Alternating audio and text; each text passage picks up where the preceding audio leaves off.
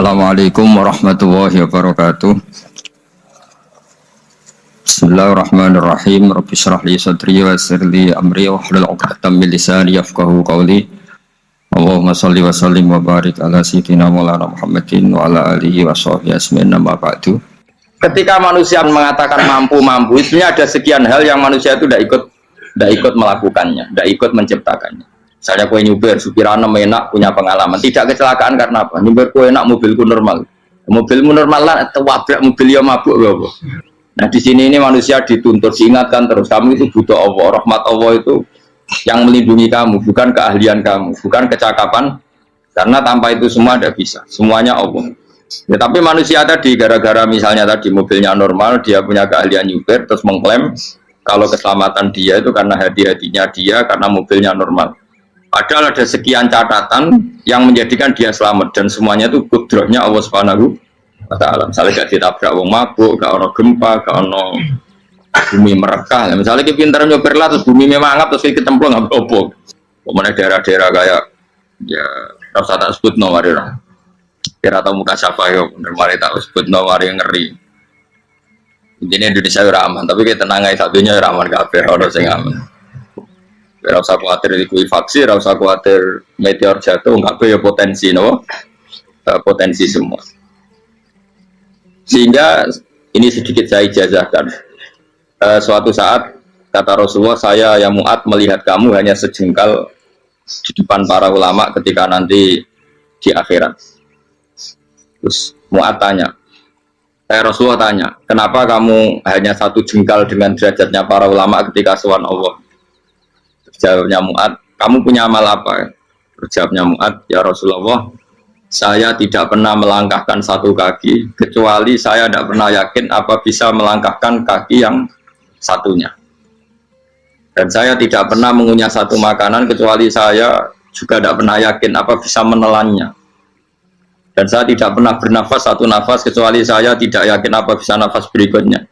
Saking dia tergantung ta'aluk semuanya sama kudrahnya Allah Subhanahu wa taala. Kalau kita ini kan sok. Kalau makanan sudah di depannya kayak pasti bisa makan. Kalau dia sudah sehat jalan seakan-akan pasti bisa meneruskan. Padahal 0, sekian detik melaku dihantam mobil ya selesai. Misalnya stroke ya selesai tidak bisa jalan. Sehingga para wali-walinya Allah itu orang yang filah gotin min lahadzotai, setiap kedipan dia, setiap perilaku dia itu hanya ta'aluk ambil Allah Subhanahu wa ta'ala. Itu yang disebut ya ayyuhan nasu antumul fuqara unawa ila. Nah, kemudian resiko makom ini, ya semua makom tak ada resikonya. Resiko makom ini itu biasanya dia lupa doa. Kenapa lupa doa? Karena doa itu terdefinisikan. Tak wari ilmu hakik harus rumono wis ra paham lah tak ulangno. Ya resiko ilmu saya ingatkan. Ilmu itu kan ada dua, ada ilmu yang karena didefinisikan dan itu akhirnya menjadi masalah. Sebenarnya ilmu itu tidak perlu definisi. Kedua, ilmu yang kita rasakan. Misalnya gini, kalau saya tanya, kamu pernah nggak minta jadi punya uang banyak? Nggak, tanya, pernah nggak minta? Terus artinya minta itu apa? Terus kita mendefinisikan, menengadahkan tangan, bilang ya Allah, saya minta uang banyak, saya minta ingin beli mobil, itu namanya apa? Tidak jauh saja doa kan? Itu kesalahan kita mendefinisikan doa itu misalnya menengadahkan tangan dan memohon dan menyebutkan permohonannya itu terus disebut doa. Tapi kalau menurut Allah, sistem tubuh kamu yang menghendaki punya mobil, sistem tubuh kamu yang ingin punya uang banyak, reaksi tubuh kamu yang terhinakan karena ditagih orang atau butuh uang. Ini menurut Allah ya sudah kamu itu peminta-minta. Saya ulang lagi ya. Sehingga menurut Allah kamu minta tidak minta ya tetap berstatus peminta, pengemis. Nah, orang-orang yang sudah wusul, meskipun itu kondisional ya tidak selalu. Itu ya dia pikirannya menengadahkan tangan apa enggak ya sama saja tubuhnya merasa minta sehingga dia tidak perlu mengekspresikan minta. Nah, terus orang yang fikih bilang seperti itu tuh sombong, wong kok gak tahu dulu. Sebetulnya keliru vonis orang fikih. Bagaimana mungkin dikatakan sombong? Dia reaksi tubuhnya, elemen tubuhnya sebetulnya meminta. Dia tidak berkategori meminta karena ilmu kadung didefinisikan kalau minta itu yang seperti ini. Itu kan lama. Nanti kalau suatu saat Indonesia yang kuasa itu terlalu NU atau terlalu yang tidak NU, lama-lama ada definisi. Misalnya yang dikatakan tahlilan itu apa? Ya bid'ah, Nabi tidak pernah tahlilan. Sahabat gak pernah nahlilin Nabi, malah nanya kaji Nabi jadi tahlil. Mana nih tahlilan jalukno sepuro mayit, kaji Nabi jalukno sepuro. Sehingga dengan tradisi itu tahlil itu masuk definisi bid'ah, karena gak pernah dilakukan sahabat dan para tabi'in. Ya salahnya kamu definisikan. Tapi kalau udah kamu definisikan, diarani tahlil, ya mau la ilaha illallah. Terus mungkinkah satu bacaan la ilaha illallah dilarang? Wong ora oleh maca kalimat tauhid. Jadi misalnya tahlil itu nafadno kalimat tauhid. Mau ketok ya orang arah iso dilarang tapi nak tahlil itu mitung dinani mayit kaya bodoh, soalnya kriminal. Nah, ya sudah seperti itu. Makanya banyak orang salah itu karena ilmu kadung didefinisikan. Nah, definisi itu sebenarnya tidak mengikat dalam banyak. Ini penting saya utarakan. Ya karena seperti itu. Makanya itu masalah-masalah besar antara kita dan firqah-firqah yang lain, masalah ahli sunnah, terus masalah yang lain-lain. Memang ya sudah seperti itu. Ya saya ulang lagi ya.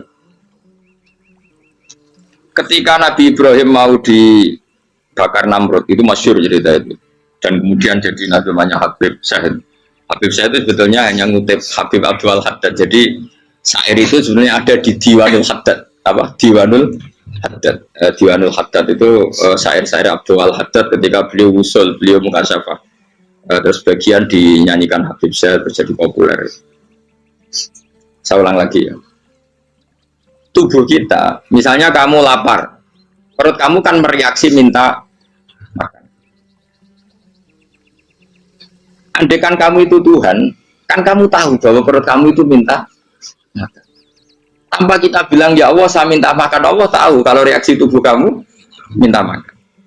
Sehingga orang yang tidak minta pun asal makomnya makom yang ikror, mengakui kalau dia butuh, ya namanya sudah minta.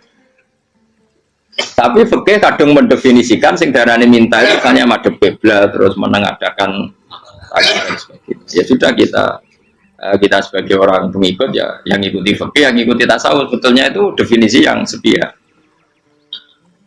Sehingga ketika Nabi Ibrahim mau dibakar Namrud, masyhur itu cerita itu, beberapa hari mungkin bulan-bulan orang disuruh Namrud tarik kayu sebanyak-banyak. Ketika kayu sudah terkumpul mungkin satu lapangan, Ibrahim mau dibakar. Pegawai Namrud itu bingung caranya mencalok Ibrahim. Mereka saking gedene napa? Api. Nak dicalok ado iku ratok tengah. Nak diparekno iku kepanasan. Masyhur. Terus setan zaman itu orang akeh dadi setan tenan. Saya kan duplikate sakeh dadi setan ra tau muncul. Wong duplikate wis napa? Akeh. Singkat cerita setan itu muncul pura-pura jadi manusia terus ditemukan manjane. Manjane kayak semacam ketepil besar yang jadi mana ya dari kiai ketepil haram mereka penemunya setan. Cari ini tuh. Tapi nak manjane penemunya setan itu betul walhasil terus dibikinkan satu manjane semacam ketepil besar terus Ibrahim dilemparkan ke api. Lewat apa ketepil tadi idenya siapa? Setan. Nah ketika di tengah api itu unik. Kata malaikat Jibril datang terus tanya sama Ibrahim, ya Ibrahim apa kamu butuh saya? Butuh. Alakah haja apa kamu punya kebutuhan? Jawab Ibrahim lah, saya tidak punya kebutuhan. Amma ilaika fala, kalau ke kamu enggak. Karena kamu makhluk, apapun keren kamu Jibril tetap kamu makhluk. Amma ilaika fala. Enggak maksudnya butuh ke Allah nanti saya nyampaikan. Malah dinya Nabi Ibrahim, kalau Allah tidak usah kamu sampaikan ya sudah tahu. Gua be Jibril. Oh, aku itu ditekak kan. Ya saya ulang lagi, apa kamu punya kebutuhan? Alaka hajalah ama ilaika fala, kalau ke kamu enggak. Enggak maksudnya butuh ke Allah nanti saya sampaikan. Karena Jibril yang mentang-mentang dekat sama Allah dan tukang memberi informasi. Tapi kata Ibrahim, kalau ke Allah sih nggak perlu kamu, dia sudah tahu. Nah itu terjadi nazamanya Habib Abdul Haddad Masyhur itu apa? Hasbi min suali ilmuhu bihali. Jadi cukup ilmunya Allah itu menjadikan saya tidak perlu minta. Hasbi min suali ilmuhu bihali. Jadi ada kondisi tertentu yang para wali itu, saya ulang lagi, kondisi tertentu yang para wali itu ya tidak minta. Tapi kalau itu ditiru jenengan semua ini jadi keangkuhan. Kenapa? Wes ora ndonga tangane ditenagano, atine ora eling pangeran, kan akhirnya tak jaluk tenan. Jadi gue aja niru wali-wali. Nah wali-wali itu kan misalnya tangannya tidak menengadah, tapi semua sistem tubuhnya merasa butuh sama. Saya itu pernah gitu, tapi itu kondisional dan saya juga ngulang tidak mesti bisa. Ketika saya umroh itu pernah saya ada satu kondisi itu doa ya di putaran pertama terus. Di putaran pertama saya berdoa ya agak banyak di multazam. Putaran kedua mau berdoa sudah tidak berani lagi. Sampai ke-7. Hari kedua ya tidak berani, hari ketiga tidak berani. Nah seperti itu tidak bisa dibuat-buat meskipun saya juga agak ingin. Tapi ya pas itu ya nggak bisa. Gara-gara itu korban kitab hikam, jadi kitab hikam yang terkenal. Kitab hikam itu pernah cerita gini. Rubbama dallahum al-adab ala tarkit tolak. Terus di antara makalahnya itu wa inna ma yunabbahu man yajuzu alaihil ikhfal. Tapi kamu jangan niru, dosa kan. Tapi jangan ingkar ilmu ini, tambah dosa oke. Jadi niru ya dosa, ingkar ya dosa. Jadi ada seorang wali kata hikam. Kadang-kadang seorang wali itu mau doa diulang itu sungkan. Kenapa? Yang perlu diingatkan tuh yang potensi lupa. Allah kan masih ingat doa kemarin. Itu gara-gara saya sebelum umroh itu mensinau kitab hikam itu agar butuh. Ya Allah. Sing tak dungani ini ejek eling kok tak eling nomen. Dadi wa inna ma yunabbahu man yajuzu alil fal, yang bisa diingatkan hanya orang yang potensi lupa. Sementara Allah tidak akan. Tapi kan akhirnya doanya elik. Ya Allah kayak kemarin. Hari ketiga ya Allah kayak. Makanya menurut saya ilmunya orang hakikat itu juga dari sisi kriminalnya karena ya tadi. Tapi kamu ingkar ya keliru. Memang Allah gak mungkin lupa, ngapain kamu ingatkan. Makanya menurut saya Allah itu manggat terbaik, bener-bener Rahman Rahim. Mestinya nak orang terbaik itu ngobetina malah ngamuk. Lah aku lali tapi mbok elang eling dong. Tapi Allah itu ya maklumi ya, dengan kekeliruan. Kita ini kan selalu keliru, donga terus ya keliru sebetulnya, karena seakan-akan kan mengingatkan seseorang yang mungkin lupa. Wong Allah tidak pernah lupa kok, kamu ingetin terus. Atau kamu menggurui Allah, yaitu ya Allah nang sebadani kalau di diake, padahal nggak mesti maslahat bagi kamu. Diake orang mesti maslahat bagi kamu. Maka ada sekian contoh yang wali itu dibully pangeran. Saya sering cerita, banyak cerita wali itu dibully pangeran. Digarap ya pengen. Ini gara-gara salah itu. Saya pernah cerita dan itu ada di hikam betul di kitab itu. Itu ada wali itu tukang hamal. Hamal itu manol di pasar, itu tukang angkut. Jadi kalau ada orang bawa barang berat diangkut dia, terus misalnya ke kalau dulu mungkin ya ke Jakarta atau ke singkat cerita terus diupahi. Saat dapat apa dia pasti pulang karena dia hanya butuh makan satu piring, karena dia tirakat makan satu piring untuk ibadah 24 jam. Singkat cerita dia ngeluh, ya Allah, kamu tahu, engkau tahu saya ini pecinta engkau, saya ini hanya butuh makan satu piring untuk kuat sholat, tapi kenapa harus jadi juru manol? Berilah saya rezeki yang tanpa kerja. Selang sekian hari dia dituduh maling, di penjara, terus dapat rezeki tanpa kerja. Dia ya Allah kenapa jadinya gini, kan kamu minta rezeki tanpa kerja. Ya itu penjara itu rezeki tanpa kerja kan. Jadi Allah memperlakukan para walinya itu memang unik. Ya kadang dibully. Sehingga dalam cerita-cerita kenabian kata Qadiyat itu nggak ada orang yang sering dibully Allah kayak nabinya. Karena nabi itu orang yang dicintai Allah. Jika salah sedikit saja itu cara pangeran itu, cara kampus itu digarap, pokoknya dipelonco, pokoknya salah sedikit. Misalnya begini, Nabi Yakub itu kan nabi. Dia mungkin nyon jauh gak tersadar nyembelih apa itu anak sapi itu di depan indukannya. Ya beliau mungkin spontan saja, Pak. Kalau kamu yang melakukan pasti tidak ada hukumannya karena Allah tidak pati peduli sama kamu sudah lah. Artinya nggak peduli salah pantas saya nggak jelas ya gitu. Tapi ini Nabi. Ketika itu terus idukannya sapi tadi ya Allah Yakub itu kekasihmu. Saya tidak berani sama dia karena dia kekasih. Tapi saya tetap menuntut keadilan. Dia harus merasakan susahnya dipisah dengan anak. Meskipun dia tidak nuntut rasanya roh anak sebelah itu tidak ada se-ekstrim itu. Sapinya itu hanya nuntut ya Allah dia harus merasakan sakitnya terpisah dengan anak. Akhirnya Allah menciptakan Yakub mengalami terpisah dengan Nabi siapa? Yusuf. Itu kalau kata qadiyat, itu kalau yang melakukan tidak Nabi pasti nggak dibully Allah, dibiarin. Karena Nabi ini yang melakukan. Terus ini Nabi Yusuf lagi mana rasa daftar wali berat. Nabi Yusuf itu di penjara itu karena terdolimi apa karena memang dia salah? Terdolimi. Dan ya Yusuf itu Nabi. Nabi Yusuf itu Nabi betul memang benar-benar. Meskipun ganteng dia Nabi. Syaratnya Nabi ganteng kira-kira mlebu. Nabi itu harus ganteng enggak boleh. Nabi elek ora oleh. Karena Allah izin di kekasih keriting elek. Allah ya di selera. Kabeh Nabi mesti yang paling ganteng di kaumnya, yang paling nasak. Enggak boleh Nabi kok pesek keriting enggak boleh. Tapi kalau sudah jadi orang soleh boleh kan. Tapi kalau Nabi enggak boleh. Nabi Yusuf itu ganteng. Masyhur kan cerita Nabi Yusuf dengan siapa? Zulaikha. Dan belum ada orang dalam keadaan darurat masih cerdas kayak perempuan. Jadi singkat cerita, ketika Yusuf diajak Zulaikha selingkuh gak mau kan keluar dari kamar. Dalalah kebetulan wa alfaya sayyidah Rajal. Itu si Zulaikha tadi spontan langsung bilang, wahai suamiku, apa hukuman orang yang ingin menodai keluargamu? Itu wong wedok. Padahal dia agak terencana, dia pun nggak bayangkan kepergok suaminya. Itu dalam keadaan kepergok itu masih cerdas. Suamiku, apa hukuman orang yang mau menyelingkuhi keluarga Anda? Singkat cerita suaminya murka, terus Yusuf di penjara, terdolimi. Ketika di penjara, kemudian Yusuf punya keahlian mentakwil apa? Mimpi.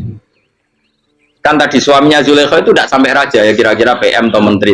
Raja itu punya mimpi yang bisa nakwil itu hanya Yusuf. Singkat cerita, terus utusan raja datang ke Yusuf dan takwilan Yusuf terbukti benar. Tapi Yusuf ini seorang nabi, saya ulang lagi Yusuf seorang nabi dia, tapi ya manusia. Bilang gini ke utusannya, coba bilangkan ke raja kamu, di penjara ini ada orang yang di penjara secara terzalimi, yaitu saya. Tolong laporkan ke majikan. Itu Allah tersinggungnya itu bukan main. Nabi kok lapor makhluk, itu tersinggung. Nah, aku kan gak ini. Pengajuan proposal ya orang baby. Semoga Allah bagus rapi baby. Wong sumben swargane ya ora langsung wae ngono pokoke kira-kira kan sudah tidak perlu ditegur. Makanya fa'an sahu syaitanu dzikra rabbi fala bisa fi sijni bid'asi. Maka Allah mentakdirkan utusan raja tadi itu lupa melaporkan peristiwa Yusuf ke raja tadi. Sehingga raja gak pernah dengar kalau ada orang di penjara karena tanpa Allah tersinggung. Wong kowe ku nabi kok lapore ambek penguasa. Ngono tok iku wis Allah tersinggung. Karena dia nabi, gak boleh nabi lapor makhluk. Jadi Allah itu dengan nabi itu sangat-sangat sensitif. Apa sangat-sangat sensitif. Belum begitu. Percitaan terkenal, meskipun ini nggak ada di Quran, Nabi Musa. Nabi Musa itu pernah sakit gigi karena dia mentang-mentang kalimullah, orang yang sering komunikasi dengan Allah, minta ya Allah, tolong tunjukkan obat gigi saya itu apa. Dan ini sama Allah dikasih tahu, kamu ngunyah suket ini, gitu. rumput ini kamu kunyah nanti pasti sembuh. Karena resepnya dari Allah ya pasti mujarab, nggak ke dokter. Sehingga tidak dikunyah terus sembuh. Suatu saat dia sakit gigi lagi, nggak konsultasi lagi karena masih punya resep tadi kopian apa resep. Dia datang nyari suket yang sama dikunyah tambah sakit. Tanya sama ya Allah ini kan resepnya yang sama, kenapa tambah sakit? Kata Yusuf, kata Allah, kamu itu kekasihku. Pernah nak sing ngobati ku aku ra suka sembrono. Semenjak itu Yusuf, Nabi Musa nggak pernah taruh resep lagi sudah. Andaikan tuh kamu, pasti Allah juga gak tersinggung. Makanya kata qadiyat, kenapa para nabi sering ditegur itu bukan karena Allah murka. Nabi itu beda.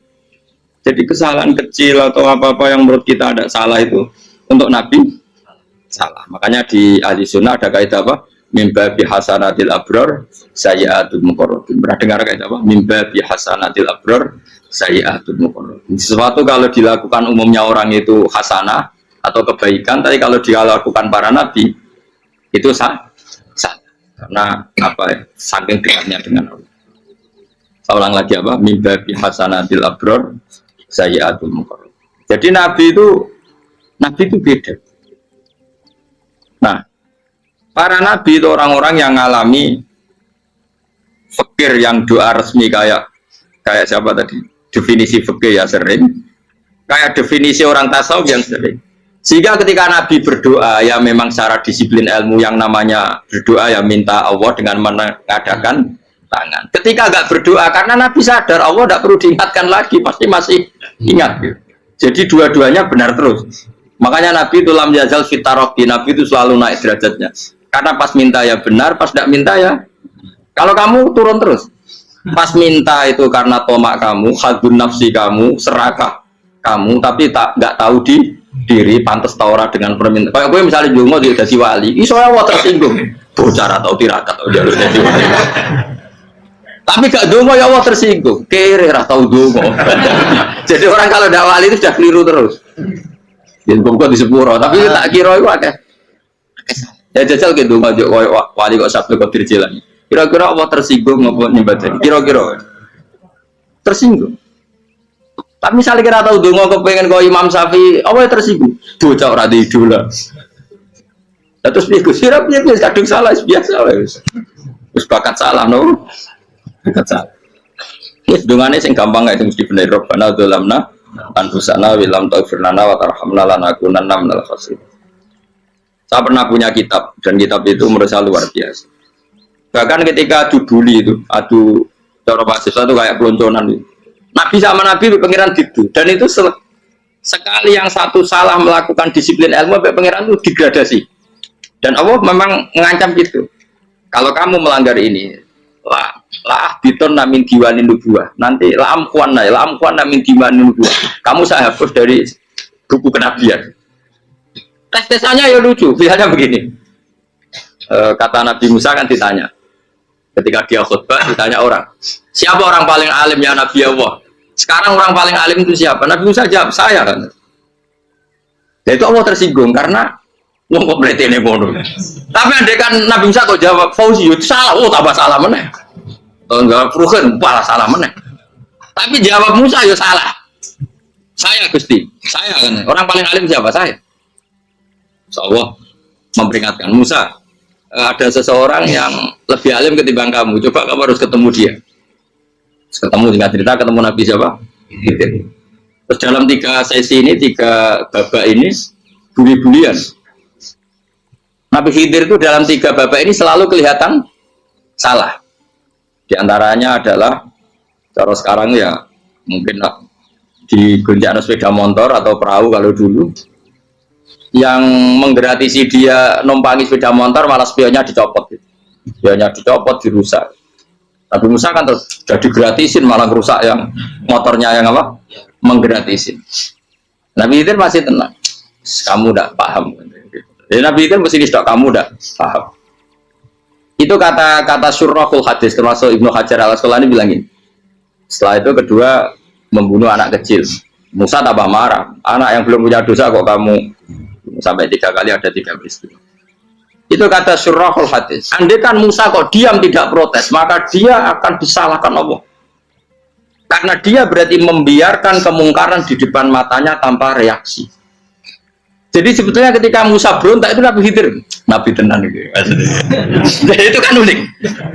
Tapi berontak itu disalahkan. Jadi angel sandi tes-tesan jadi Nabi itu angel. Misalnya kok Nabi Musa itu kayak model santri Jawa Timur.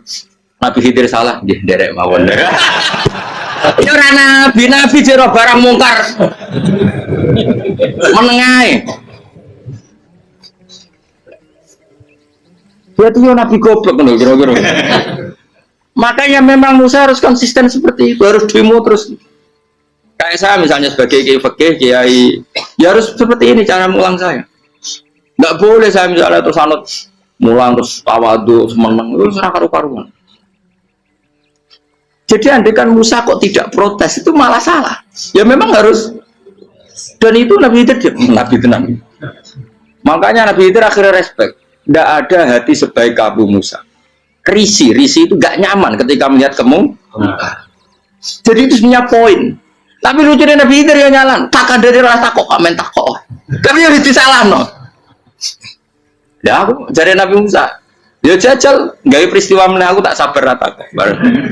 Kok jajal nih. Barang dijajal ya protes meneh. Barang protes meneh tinggal satu kali kesempatan. Kowe takok meneh wis ra dadi murid. Dikasih kesempatan lagi ya protes meneh deh. Tapi itu justru itu menjadi kelebihannya Nabi Musa karena syarat seorang nabi adalah al-musara'ah ila inkaril munkar kata Ibnu Hajar Al-Asqalani. Syarat seorang nabi adalah secepat mengingkari sesuatu yang mungkar. Enggak boleh. Ya toh kan misalnya kita jadi murid terus gurumu itu gandeng artis atau gandeng penyanyi dangdut. Derek mawon. Jadi guru mumet goblok ya. Tapi kowe ngloroi guru tersinggung. Ora ora hikmah iku. Kan bingung loh. Di guru ini Pak bingung loh. Lha ki di guru jadab dorong Jawa Timur apa? Gurumu gandeng penyanyi dangdut. Reaksimu beda saya takut. Ayo loh, nah elek kan gak iri. Biasanya nah elek itu ra iri. Sekarang Pak. Sing ayu, sing potensi iri. Kira-kira reaksi kamu itu milih derek mawon apa berontak? Boleh nak gurumu wong alim mesti nak pasti meneng muridku giyo gak sensitif roh barang mungkar dilakukan di depannya kok tidak reaksi tidak protes gebet tenan. Tapi lucunya guru mau nak protes ya lu ya akhlak guru lagi senengnya kok rawat. Nah, Nabi itu kan buli-bulian jadi Nabi Khidir dengan Nabi Musa itu tepat-tepat karena dua orang ini sama-sama kekasih Allah. Itu Nabi Musa justru barokahnya itu dia tidak pernah kelasmennya di bawah Nabi Khidir. Semua ulama sepakat kelasmennya Musa tetap di atas Nabi Khidir. Sehingga yang berlakunya tetap ilmunya Nabi Musa bahwa membunuh anak kecil tidak boleh, merusak perahu milik orang lain tidak boleh. Karena Allah tetap lebih respect dengan ilmunya Nabi Musa. Nabi Khidir tetap ilmunya nggak dipakai meskipun dia disebut hakikat. Karena ilmunya Nabi Khidir ngani ngoyo. Ngani ngoyo wong ape mutusno ngenteni nginceng loh mahfud. Lah sing iso iku sapa? Barang ra mungkin kok. Makanya Nabi Khidir terakhir menutup kalimatnya wa ma fa'altuhu an amri. Dzalika ta'wilu ma lam tasdi alaihi sob. Aku dhewe nglakoni ini ya ora roh, wis ditakdir nglakoni ngene wae. Dadi Nabi Khidir ya ora paham.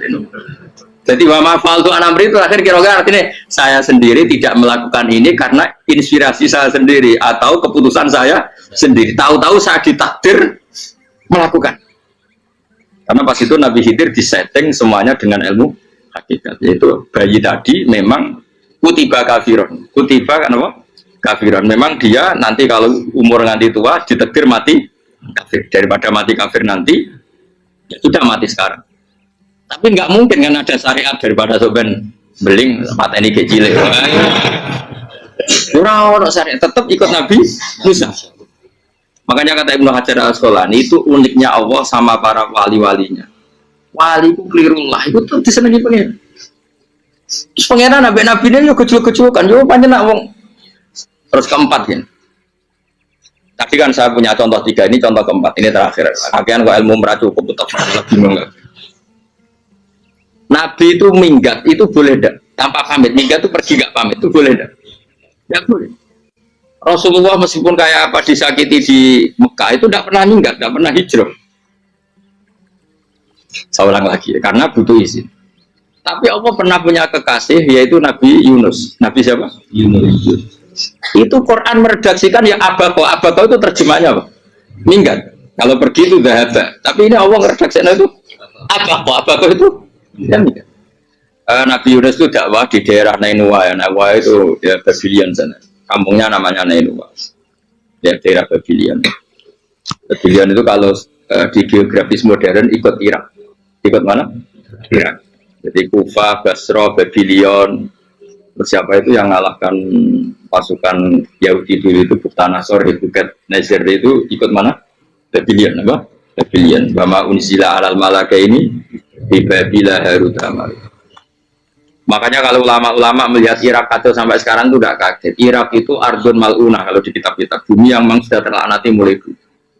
Sehingga ketika ada kasus Saddam Hussein sekarang itu ulama tidak kaget. Zaman Rasulullah Sugeng itu Irak itu termasuk sudah bumi yang guna keazala. Jadi di sana pasti banyak fitnah. Fitnah pertama yang dicatat sejarah adalah Mautul Hussein, apa? Pak Budute Said siapa?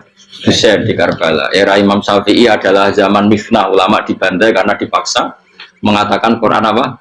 Makhluk. Terus konflik-konflik sampai era Saddam Hussein terus era sekarang jadi.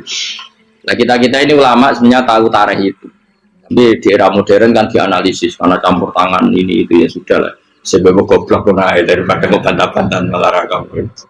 Ibu goblok, ibu pinter. Sekarang kan analisisnya kan, wah ini ada campur tangan pihak ketiga diciptakan nih saung ini.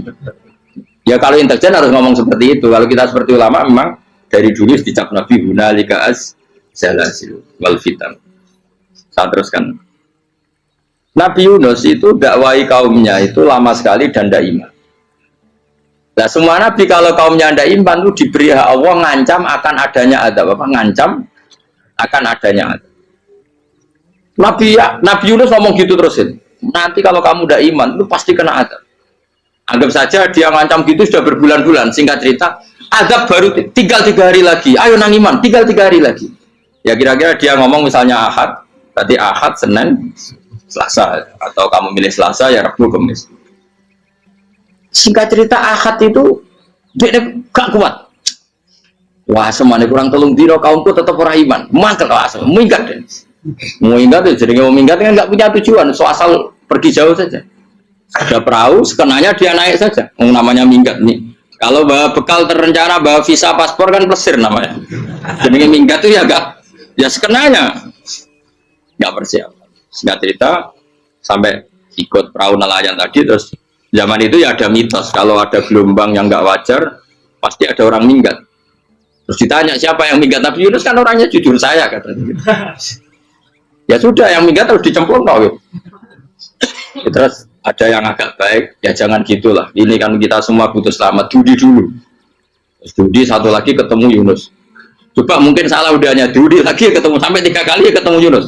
Makanya fasahama fakana minal mudhadis, diuji dia kalah kemudian tenggelam.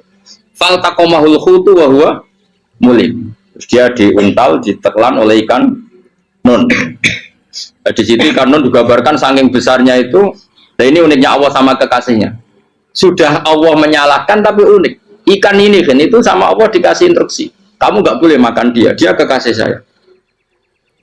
Terus ketika di tengah di perut apa? Ikan, dia kegelapan. Terus Nabi Yunus cita-citanya satu, ya Allah, kalau saya sumpah kiri saya tidak bisa baca tasbih. Karena sama Allah disulap perut ikan itu jadi masjid. Jadi dia di dalam perut ikannya santai saja tetap wiridan. Santai. Fana ada fi dzulumati alla ilaha illa anta subhanak inni kuntu minadz zalimin. Ya dia santai aja wiridan karena perut ikan bagi dia adalah masjid. Ya dia disalahkan Allah karena abako tadi minggat hijrah tanpa pamit. Tapi juga dibela-belain Allah, ikan tadi tidak boleh nelan. Ini perlakuan Allah sama orang yang bikin. Tapi karena dia Nabi uniknya apa? Dino Ahad itu kaumnya do nginceng omeh Nabi Yunus. Rame-rame nginceng. Lucunya cara nginceng gini. Nak Yunus neng omah berarti bodoh nih. Ngomong ono ada kok dene tengok-tengok. Buareng dinceng Nabi Yunus tuh gak ada. Oh tenan ono ada. Mulane wonge rawani neng omah. Itu uniknya pangeran. Jadi mau dekne ora minggat ya salah.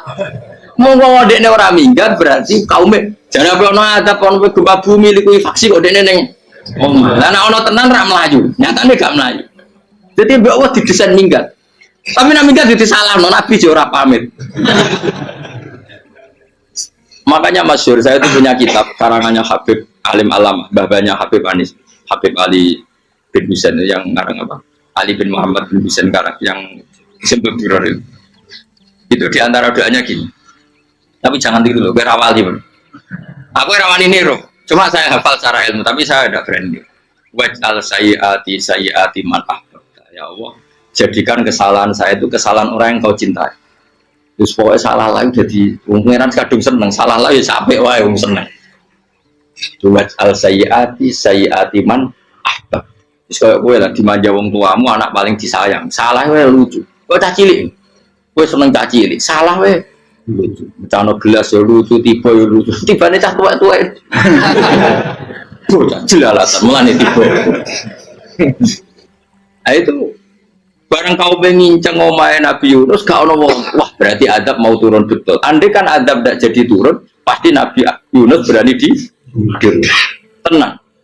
Wes barang mulai malam Kemis, adab itu sudah kelihatan. Ada puting beliung, ada apa, sudah jelas pasti ada adab. Kau main yang lapangan tobat finish. Secara bal-balan menit-menit apa? Terakhir. Wah, itu tapi pengen ditompo tobatnya. Wes gak situ tak adab bang kue tobat. Singkat cerita Nabi Yunus hari ketiga atau apa dia selamat. Pakai versi yang umum saja. Selamat.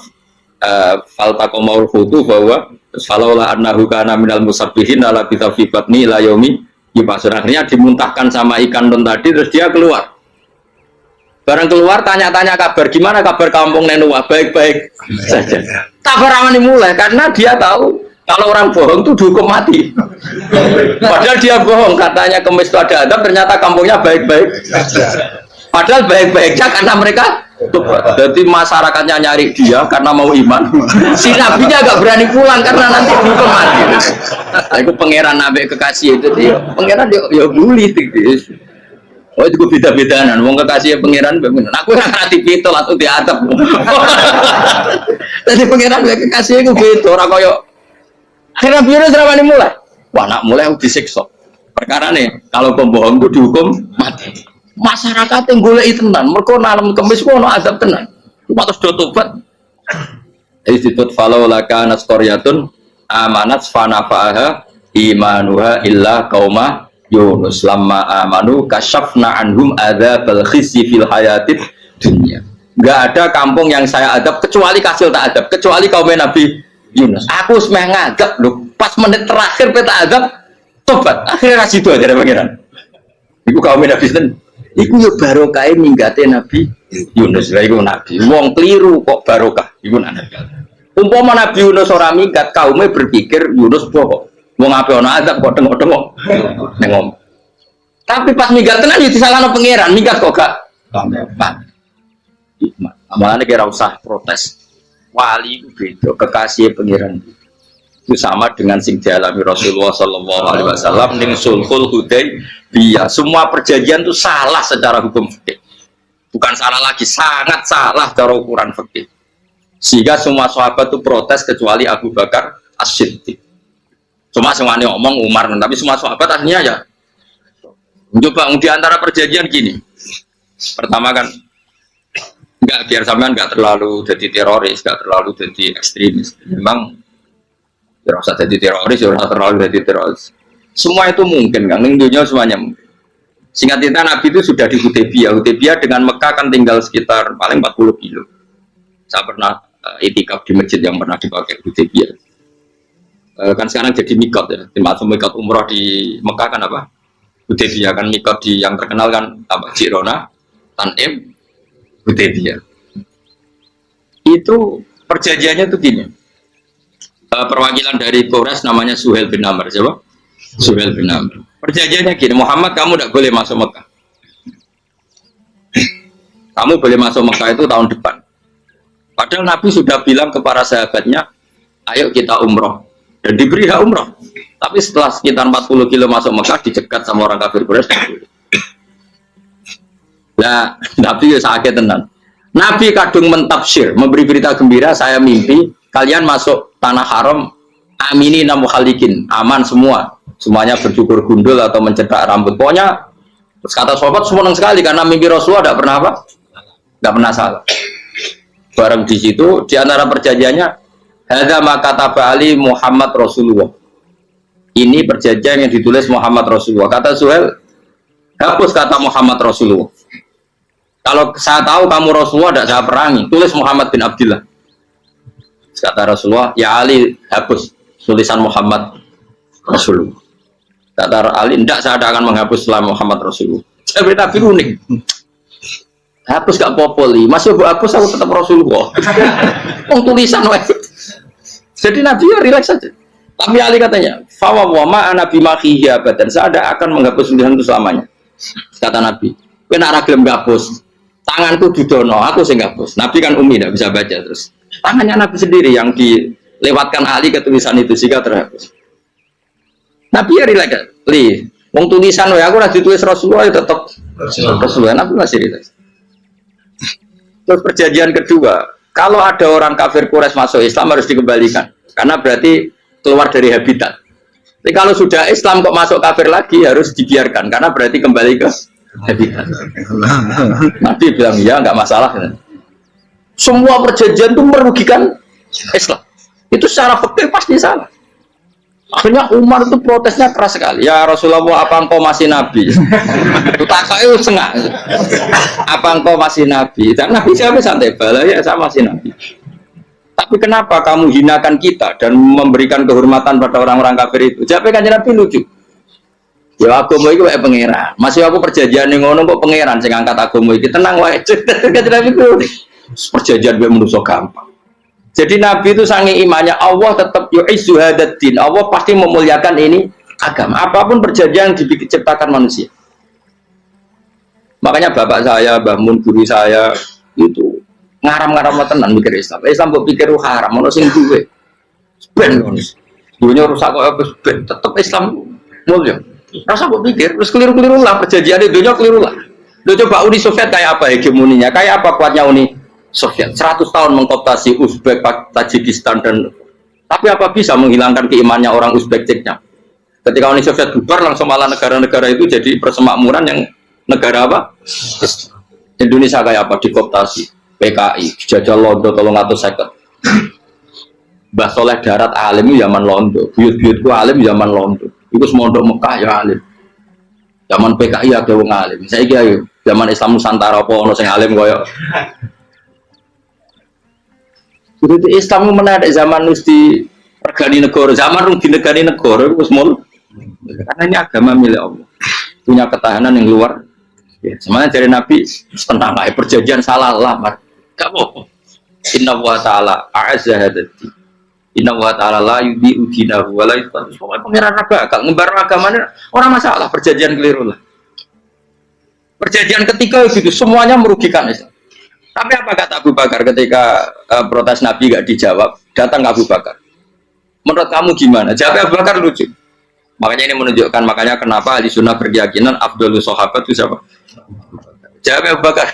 Wes samar, perjanjiannya keliru lah, wes keliru lah, kayak geremeng-geremeng santai negeri. Tapi la tadkhul bainahu wa baina habib. Kamu jangan masuk wilayah itu hubungannya orang yang terkasih sama kekasihnya. Wes gak masuk akal lah, semuanya menengahi. Ya sehingga ya sudah Allah punya. Ternyata, nah perjanjian keempat ini yang agak Nabi hanya minta gini toh. Itu saya turuti semua, tapi saya minta satu hal kata Nabi. Bolehkan diskusi tentang Islam terbuka. Makanya diskusi terbuka itu baru kata Nabi, jangan larang orang mendiskusikan Islam. Itu dok mintanya.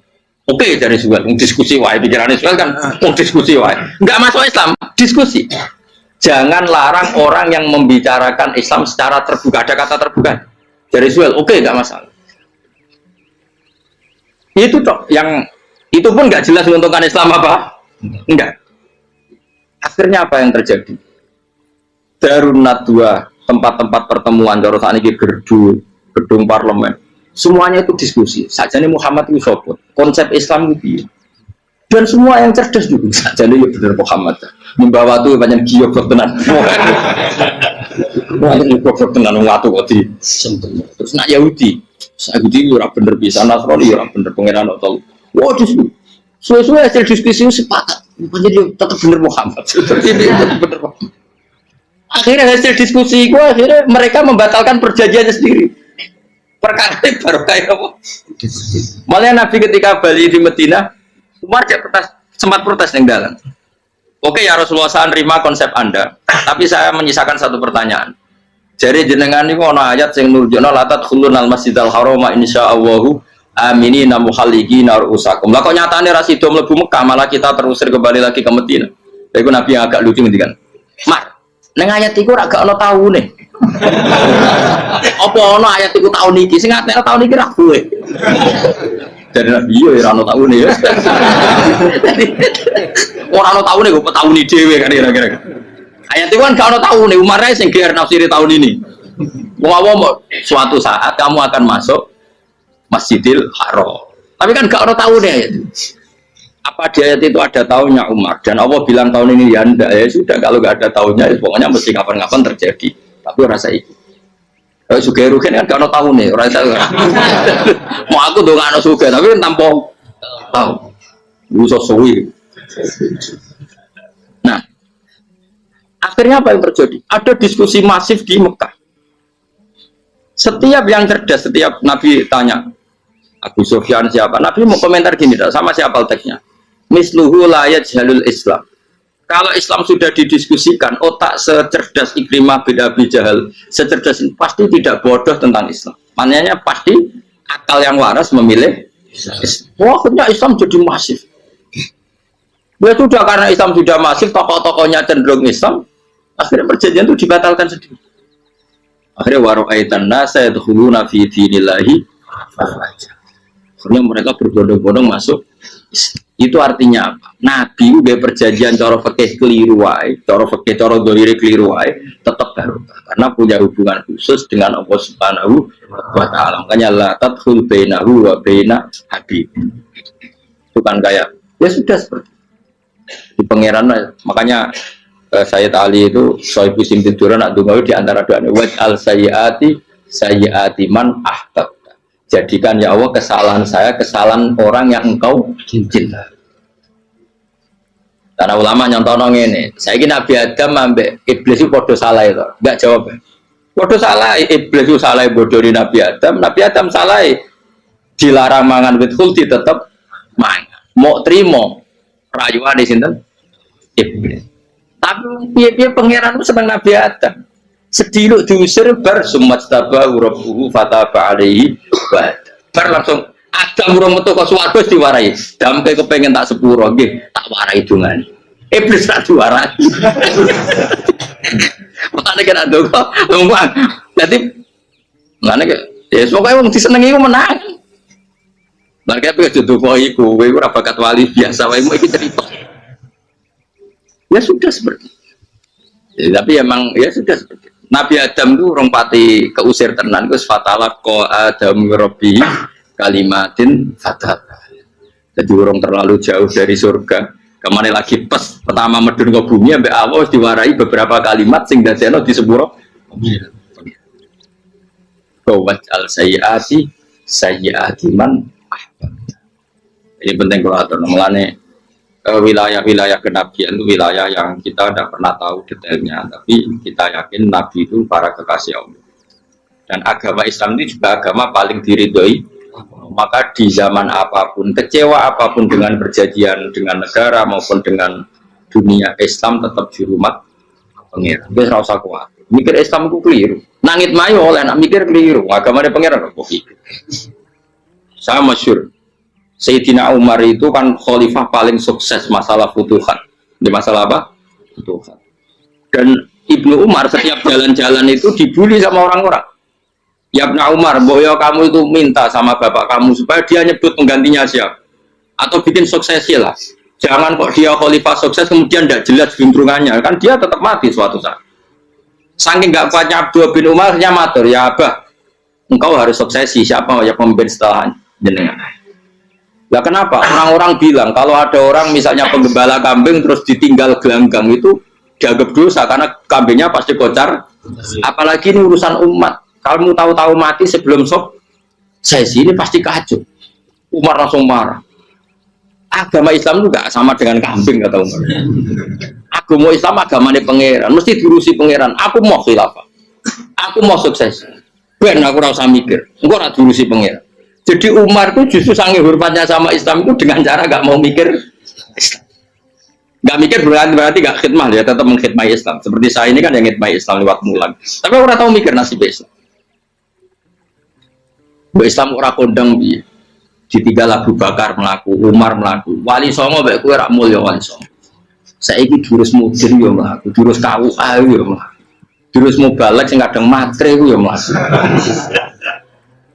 Berapa kiai sing dadi oknum perkara proposal ya agama ya. Wong bapak udah kanca kiai ku mudin anake mondok. Bareng saking suwene dadi mudin zaman iku mudin urung untuk gaji kono. Anake yo dhuwit muni spontan. Cung ora ono mati kok dhuwit. Kok ora ono mati rantuk. Cung ora ono mati kok dhuwit. Mulai gua agama ya Nabi itu. Mergo agama iki diurusi. Ayo Nabi palsu ben kira wae mulai Musailama sampai Musotek sampai Elia Eden. Kurang lagi. Mulai wali palsu, Romo dosa, Romo sapa. Wae ora kabeh ora masalah. Uni Soviet kayak apa mengkooptasi Ceknya Uzbek. Akhirnya ya kalah Uni Soviet. Lagi Ceknya Uzbek jadi negara Islam. Kayak apa Donald Trump, Islamofobia. Tapi sekarang orang Amerika malah berbodong-bodong masuk nopo. Pikir malah Islam konsepnya malah rusak. Mereka terus di metodologi. Harusnya penyebaran Islam itu begini. Harusnya Mbah Mumpera pangeran harusnya. Islam kadang melaku ya lewat mudin. Saya itu punya santri ini kisahnya. Itu lahirnya di Bali. Itu bisa baca Fathul Mu'in. Lahirnya di Bali. Bahkan dia ketika SD itu tukang mimpin lagu Hindu. Lagu Bali itu Hindu atau Buddha? Hindu. Karena dia ketua kelas. Tapi Islam. Semua itu. Jadi gara-gara apa? Jadi Bapak itu bakal sate yang Bali. Dia bakal sate. Berhubung sukses, ponakannya misalnya ini diajak. Orang Madura kan. Artinya orang Madura. Setelah kampung itu menjadi kampung Muslim, lama-lama berkebutuhan punya masjid. Berhubung wis anake kiai ana masjid mosok ora diwong alim. Akhirnya anake dipondokno di Jawa. Pondokno di Jawa iso maca muin terus ngaji sama saya. Jadi saya ning Bali kok ana wong ora muin, ya ana santri di Bali maca satu muin. Ning Jawa kadang wong ora iso maca muin. Jadi itu bakal sate muter. Kayak Islam di Indonesia gara-gara pedagang Gujarat, meskipun sejarah itu diperdebatkan ya gara-gara dagang, karena mereka Muslim ya akhirnya menyebarkan apa? Jadi semudah itu Allah. Termasuk konflik Ali bin Muawiyah itu barokahnya sama susahnya konflik itu masih banyak barokah. Sayyidina Ali sama Sayyidina Muawiyah karena kita ahli sunnah ya tidak menyalahkan salah satu madzhab ahli sunnah. Itu barokahnya beliau konflik itu banyak sahabat yang migrasi, ada yang ke Cina, ada yang kemana-mana, termasuk yang diyakini para sejarawan ada yang ke Selat Malaka, termasuk akhirnya sampai ke Barus itu. Barokahnya orang nggak nyaman di Yaman itu di Syria sama di Irak, akhirnya Islam oh, sudah. Andai kan nggak ada konflik itu mungkin penyebarannya juga lama. Makanya saya bolak-balik bilang setan itu ono goblok. Kamu ora melok ngaji saiki. Setan ora goblok ya. Kalau ada anaknya kiai 5 lanang kabeh sih, alim kabeh iku didu. Mergo rebutan pondokin. Akhirnya pondok satu titik di desa itu. Misalnya beduan ya di Medan. Gara-gara tuh konflik itu terus sing sitok minggat ning Kalimantan. Gara-gara anak kiai juga pondok ning Kalimantan. Sitok minggat ning Sumatera, anak kiai juga pondok ning Sumatera. Cara setane uga ngedu malah pondok tetap satu titik. Tapi setan itu goblok, ora roh. Akibat ngene iku ora roh. Akhirnya julur dicu menyebar. Karena wong soleh menyebar ning ndi menyebarkan sujud, menyebarkan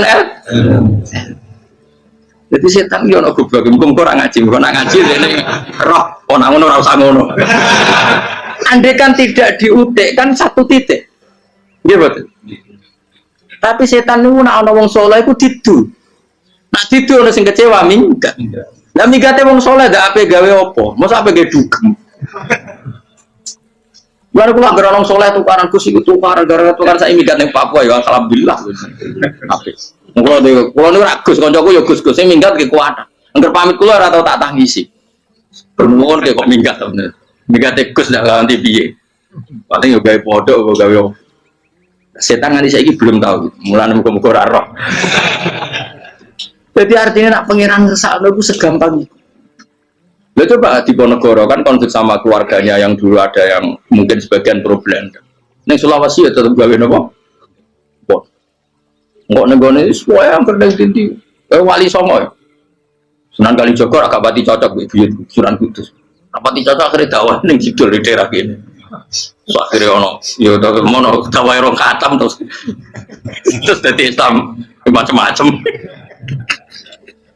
Satu terus no. Tapi ya baru kayak ono Islam tok Tingkir, tok Solo, tok Jog. Cara rapati tukaran ya Sunan Kalijogo men ngewangi Sunan Kudus, Sunan Bonang dan gue berhubung baru kayak tukaran sidik-sidik. Jadi bahasa saya itu buyut-buyut itu Sunan Kudus itu luwih dukung Arya napa? Menang. Sekali Joko dukung mungkin itu. Setuju ya. Mbok supaya ora usah terus-terus. Wes saiki wong Jogja diulang Kudus. Buyut-buyut keluar itu dianggo Kudus. Ora usah dijero-jero. Jelas barokah. Mau ora tukaran ya utak-utak ning Pantura. Barokah tukaran ya. Jadi tapi ora usah terus nang ngono tukaran barokah ora usah mending ngono. Pokoknya apa yang ngangeran sing ngersano kabeh baru, tapi ora usah diciptakan. Ono suami istri pegatan yo. Yo kadang yo baru kasing wedok untuk bojo luwih bener. Akhirnya alhamdulillah saiki bojo wapi. Padahal sing lanang tau GR, mak pegat iso apa ora piye malah ape. Iku pangeran. Makanya mikir Islam yo mikir. Sekarang kan ndak orang terlalu semangat Islam terus dia konsep Islam harus menguasai negara, akhirnya memaksakan jadi pemimpin. Jadi Islam harus kultural, akhirnya kejauhan Islam. Muat Islam kudu kaya, jebule kedunyan dekane. Islam kudu fikih, bebas hisab, kefikiran akhirnya buruh Cina. Justru kakean konsep bisa mari kuat. Lah ya ana sing wah Islam kudu sugih, nek sugih ben kuat. Jebule bareng sugih kedu. Ana sing milih fikir ae ben tambah hisab, kefikiran Islam buruh Cina.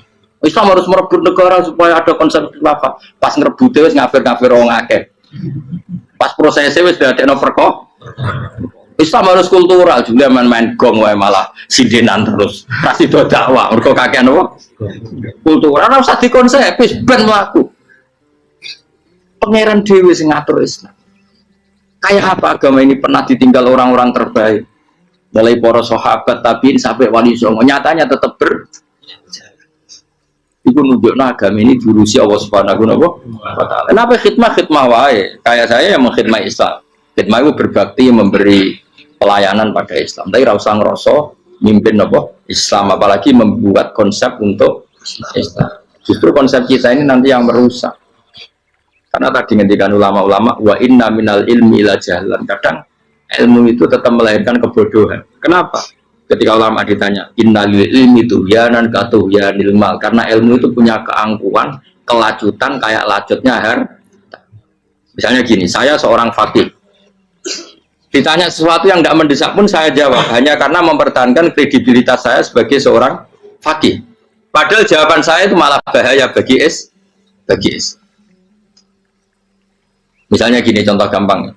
Ada orang misalnya Ruhin baru tobat, dia sholatnya salah, rukuknya salah. Terus saya ditanya sama Fauzi, ke sholatnya Ruhin siapa enggak? Wong dia enggak memenuhi syarat dan rukun. Tentu saya sesuai disiplin fikih saya bilang enggak sah. Karena harus sujudnya ngongkrong atau dia sholatnya fatihahnya ada. Padahal andaikan saya ada jawab lebih baik. Karena apa? Bisa saja menurut Allah sholatnya dia enggak sah secara fikih tapi diterima Allah. Karena dari tidak sholat menjadi sholat. Itu kan ibarat begini. Orang makan tela yang agak-agak beracun, tapi tidak racun yang mematikan. Itu baik apa enggak? Ya tidak baik jawabannya. Tapi kalau bandingannya daripada tidak makan sama sekali, tentu baik makan. Nah, kesalahan itu yang makanya kata Imam Ghazali, kesalahan itu yang dialami para fuqaha mu'asirun sekarang. Setiap pertanyaan itu dijawab. Dan ironisnya karena sesuai disiplin.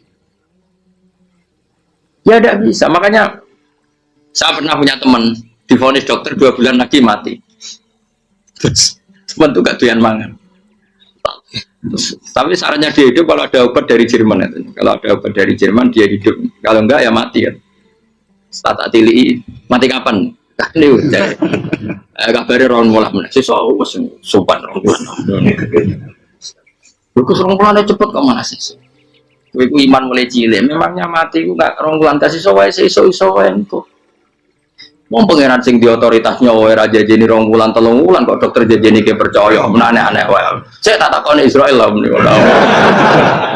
Terus iya orang mesti bener kok tak imani. Lah iya kok wong cek goblok iku mondok 2 wulan iku ora mesti sesuk ya mungkin. Nah padha-padha mungkin sesuk ya mungkin kok ya padha-padha mungkin kok milih sing 2 wulan, milih sesuk ae. Milih sesuk saiki tak istighfar be aku utang ngaji dadi keren mati sesuk. Duit bodoh nih, itu bodoh biasa. Terus saya kisah urip.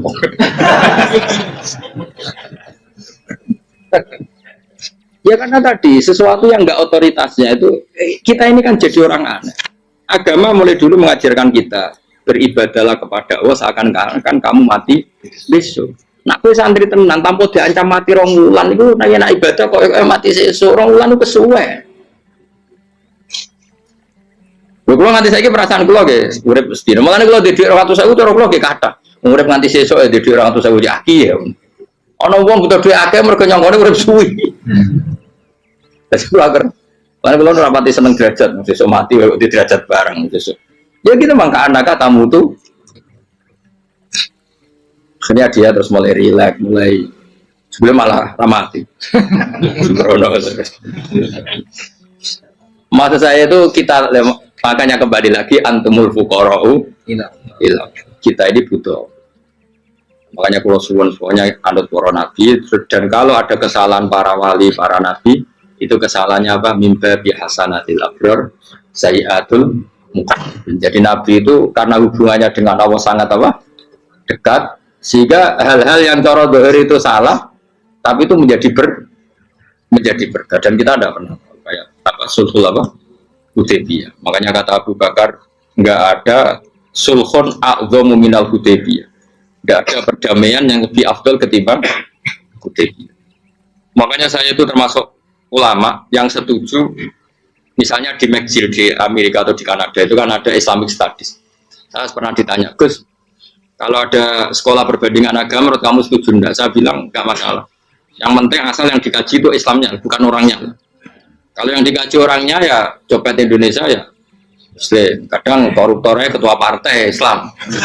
Wongnya kan macem-macem. Yang dikaji Islamnya loh, asal yang dikaji Islamnya. Jangan orangnya. Orangnya bulat-bulat. Wah, juara lah no.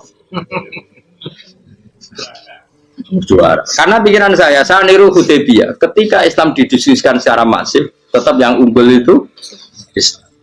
Hanya Rasulullah minta nggak apa-apa, semua perkara saya setujui, cuma jangan larang orang mendiskusikan. Artinya di Mekah, di Darun Nadwa, di pojok-pojok kampung, di perapatan-perapatan orang tanya, sebetulnya Muhammad itu maunya apa? Mereka ada yang bilang, ya Muhammad kepinginnya wong nyembah pangeran. Pangeran itu apa sih gaya langit bumi? Akhirnya sih gitu, iya pangeran di fantasi sih gaya langit bumi. Pangeran ulah tahu saya apa-apaanan. Soalnya yang mulai cerita, iya aku tahu nyembah pas dua luang. Sampai aku izin pangeran udah ya ono sing cerita meneh aku tahu pas nyembah pas tangane copok waktu cerita kenaifan-kenaifane pangeran itu ya gara-gara boleh dulu nggak boleh dilarang oleh negara dari aku pinterin nabi ya mau aku jaluk orang boleh mendiskusikan karena kalau didiskusikan pasti ja'al haqqu wa zahaqal mohon kalau terus nanya. Inna wa yusmi'u may yasha wa ma anta bimusma'il man fil kubur. Alam tarono ta ora ngerti sira ta alam tekse ora ngerti sira ana wa ing satuna wa ta'ala iku anjala nurono sapa wa minas sama'i sanging langit. Awan nurono ma'an ing banyu. Fa akhrajna mongko ngetokno sapa ingsun fi tetep ing dalam dawa akhirna iltifatun ta iltifat. Iltifat itu pindah anil ghaibati sanging dhamir ghaib. Mestine kan fa akhraja. Tapi dadi napa? Fa akhrajna. Harusnya kan Allah menurunkan hujan dari langit, kemudian Allah mengeluarkan beberapa buah, tapi diganti apa? Fakrusnya. Kemudian kita Allah maksudnya. Kami Allah menurunkan bihi sebab anane mak samaro dan ing boro-boro buah. Mukhtalifan ingkang warna-warna apa alwanuha boro-boro warnane sama. Maksudnya Allah ingin menunjukkan kekuasaan. Sekarang orang sama-sama dari sperma. Ada yang kafir, ada yang mukmin, ada yang kriting, ono sing bangir, ono sing elek. Anggap aja kayak buah. Buah itu dari tanah yang sama, dari air yang sama. Kemudian melahirkan buah yang beda, Beda. Memangnya misalnya buah sing kecut ya ning bumi Indonesia. Pinggirnya ditanduri pelem manis yo ning bumi Indonesia. Mestinya kan kalau buminya sama kan nak kecut kabeh, nak manis. Tapi ternyata enggak. Allah bikin buah yang macam-macam rasanya, macam-macam warnanya dari tanah yang satu, dari air yang satu. Itu kenapa begitu ya? Saking kudrahnya Allah, saking kekuasaan Allah. Mustalifan kali warna-warna alwanu berapa warnane samarot kaafdoro kaya dene ijo. Wahmarolan abang, wasfarolan asfar. Asfar itu agak kekuningan. Wa irialan yani kabeh. Wa minal jibalilan iku setengah saking boro-boro gunung judadun uti boro-boro dalan. Delala Allah masih ada gunung sing tak tahu diambah manusia lah ya. Delala ada desain alam yang paling layak ada ya selalu ada yang layak dilewati jam wujuda tori konteks dalan fil umirihi landiane napa jabal bidon kang putih-putih ya kados gunung-gunung teng Indonesia. Nah didelok wajo kemudian ada jalan mesti nyelirit ketok putih wa khumrun lan ana sing kemerah-merah ron ke kuning-kuningan ya mukhtalifun ingkang beda-beda alwanuha apa pola warnane judat fil jibal bisidati ana sing terjal wa filan ana sing kropos ya kaya gunung-gunung itu kan ana sing apa cengkramane ku enak berarti sidah ana sing napa dari tanah sing napa kropos wa qara bi busud lan pira-pira watu kemloso ya kuna manane kemloso watu besar sudun kang ireng-ireng atfun ala judat suhur nek pira-pira watu syadidatu sawati kang banget ireng. Artinya gini loh. Intinya misalnya bumi itu dari apa? Kita tidak pernah tahu. Kalaupun tahu, kita tidak bisa mengendalikan. Nyatanya bumi warnanya macam-macam, buah-buahan ya macam-macam. Itu menunjukkan kabeh itu kudrahe Allah Subhanahu wa taala. Yuqalu den ucapno kaceran kang akeh aswadu tur banget ireng hirbibun wa qalilun hirbib aswad. Niku bahasa mawon guys, pokoke wong Arab niku biasa ireng banget, ireng jelinteng. Lah ngeten. Aswad itu maknane iku wong Jawa to, nek muni ireng banget misal ireng jelinteng. Pokoknya wis ireng disifati sesuatu yang mempertegas apa? Kehitamannya. Wa minan nasilan setengah sing manusa wa dawabilan pira-pira tan napa kewan. Walanami lan pira-pira raja kaya. Jadi kalau dawab itu mulai melata ya dawab, mulai kodok ya dawab. Nanti mulai kewan apa saja itu dawab. Kalau an'am itu lebih yang agak terhormat kayak apa? Kambing, kayak unta, sapi itu maksudnya apa? An'am mukhtalifun utai sing beda-beda apa alwan pira-pira warnane iki kabeh. Ya kadalik kaya warnane pira-pira kewan. Pira-pira tanduran. Jadi maksudnya ngeten nih. Kalau sampai nangan-nangan misalnya sapi putih, engkau tahu-tahu dia anak rodok kemerah-merahan, engkau dia anak kehitam dari mani yang sama. Dulu-dulunya misalnya enggak Gus, kalau hitam itu pasti babanya ada yang agak hitam. Senajan toh sekarang pas bapaknya, indukannya, ibunya sudah putih. Tapi tetap aja asal usulnya dari satu. Ya tetap asal usulnya dari satu. Sekarang jadi variasi banyak, tetap asal usulnya satu. Kok sampai beda-beda itu kabeh kekuasaane apa? Kaktila visi mari kaya dene bedane boro-boro buah wal jibalilan. Yang memahami itu semua tentu ulama innama yakhsyallaha min ibadihil ulama. Innama yakhsam sine wedi banget Allah min ibadi sing boro-boro kaulane Allah sapa ulama boro-boro ulama. Allah itu menilai itu tidak sama dengan pikiran kita. Makanya kubu sebelah itu terlalu ekstrem, memaksa Allah berpikiran kayak dia. Satu karena kurang ngaji. Nomor dua ya tadi emosinya lebih tinggi ketimbang intelektualnya. Ini penting saya utarakan. Ternyata orang yang nyuap tadi apa nilainya plus, yaitu dia iman sama dawai Rasulullah Shallallahu Alaihi Wasallam. Kalau yang namanya saksi itu penting. Cuma dia mendapat cara itu lewat suap. Tapi kan iman. Iman kalau dawai Nabi itu benar. Kalau ada saksinya pasti min ahlil jannah. Terus dia nyari saksi harus dibayar ya dibayar. Sekarang sama iya 1 juta nah. Sekarang saya tanya di KPPS atau di mana-mana saksi pemilu itu dibayar enggak? Dibayar sah apa enggak? Sah.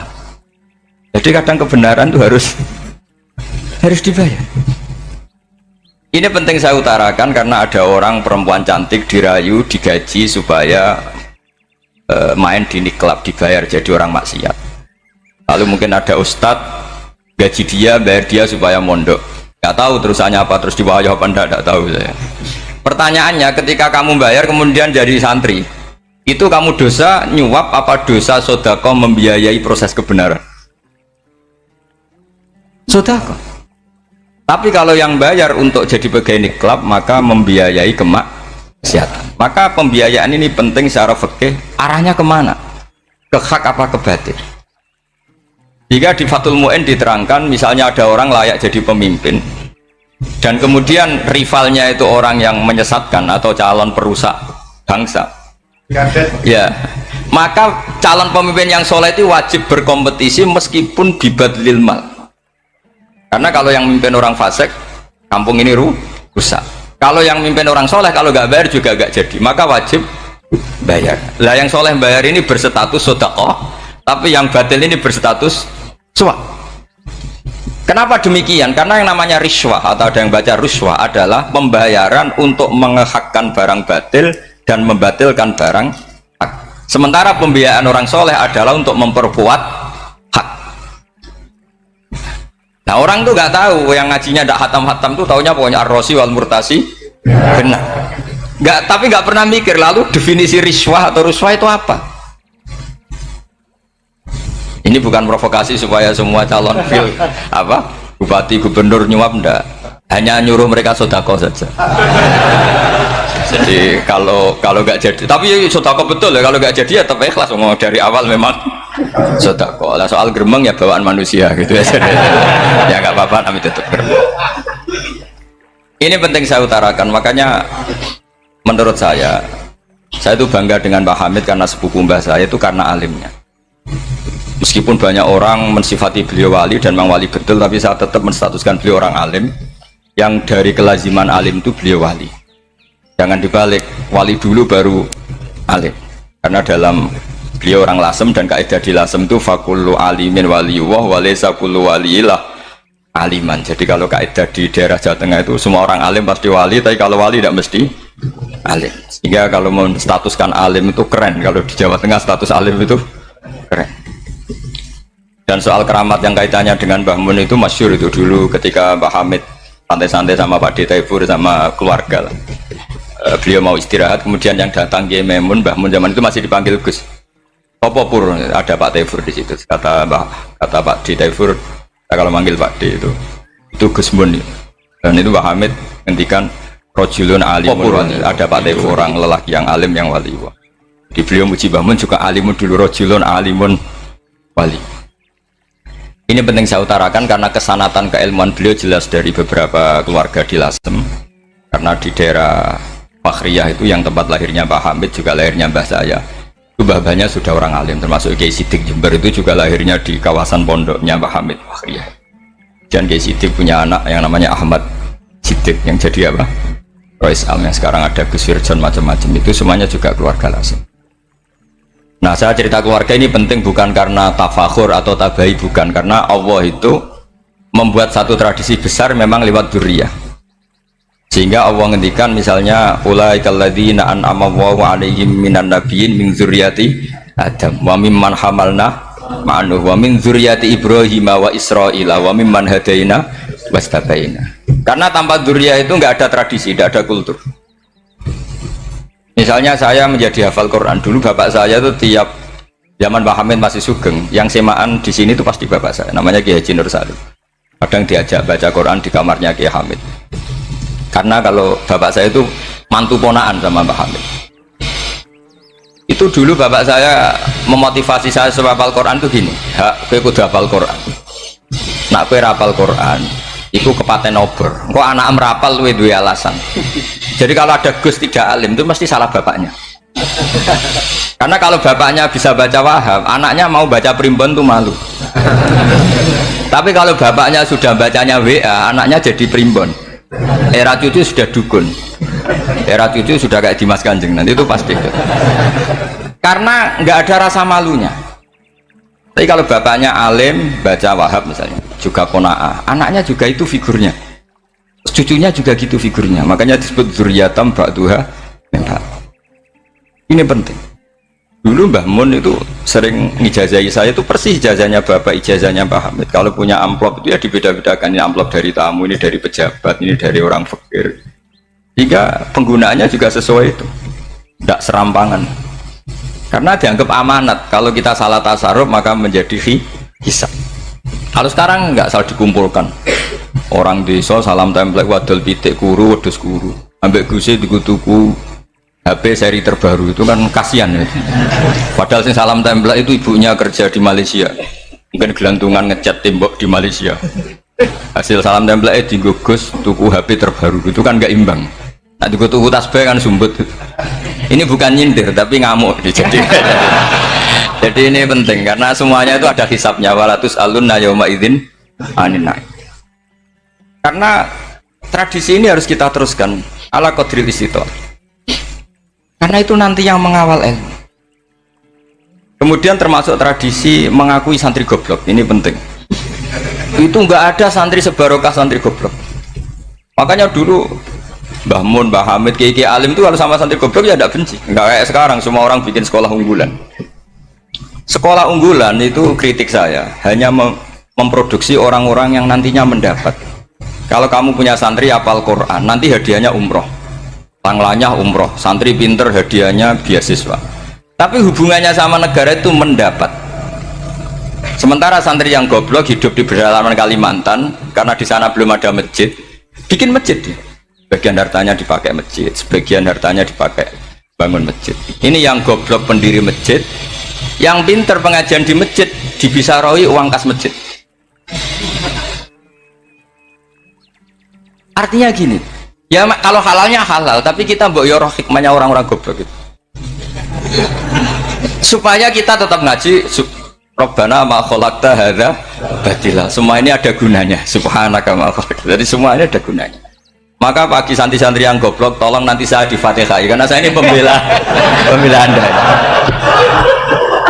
Lo yang ngomong biar saya karena saya terkenal santri pinter. Kalau yang ngomong sampean goblok kan nggak ada yang percaya. Oh, padune podo gobloknya kan gitu. Yang ngomong harus saya. Saya itu niru Rasulullah Shallallahu Alaihi Wasallam. Nabi itu kalau ada santri serabakat pinter itu diwaris sak surat usung nang mulai pinter. Banyak itu. Baligu ani walau ayah, ada sahabat ngaji hanya diajari idza zulzilatil ardu, sudah kamu pulang, sudah pinter. Karena betul. Sekarang coba dia ngenangan, ada santri alim alamah, mungkin bakasnya furu'iyah, gimana hukumnya Jumatan jumlahnya itu 40 kurang atau 40 pas imam.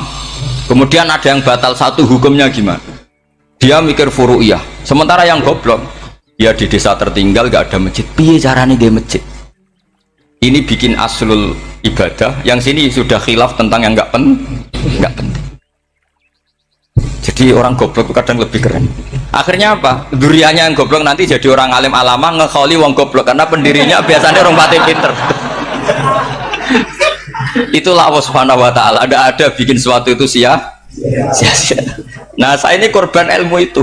Akhirnya santri saya banyak yang nggak jelas. Ya, tapi ya saya terima saja. Saya santri itu macam-macam. Ada yang profesor, ada yang doktor, ada yang goblok, ada yang baru tobat kemarin, ada yang Cina lagi seneng ahli sunnah wal jamaah, macam-macam. Semuanya ngaji sama saya.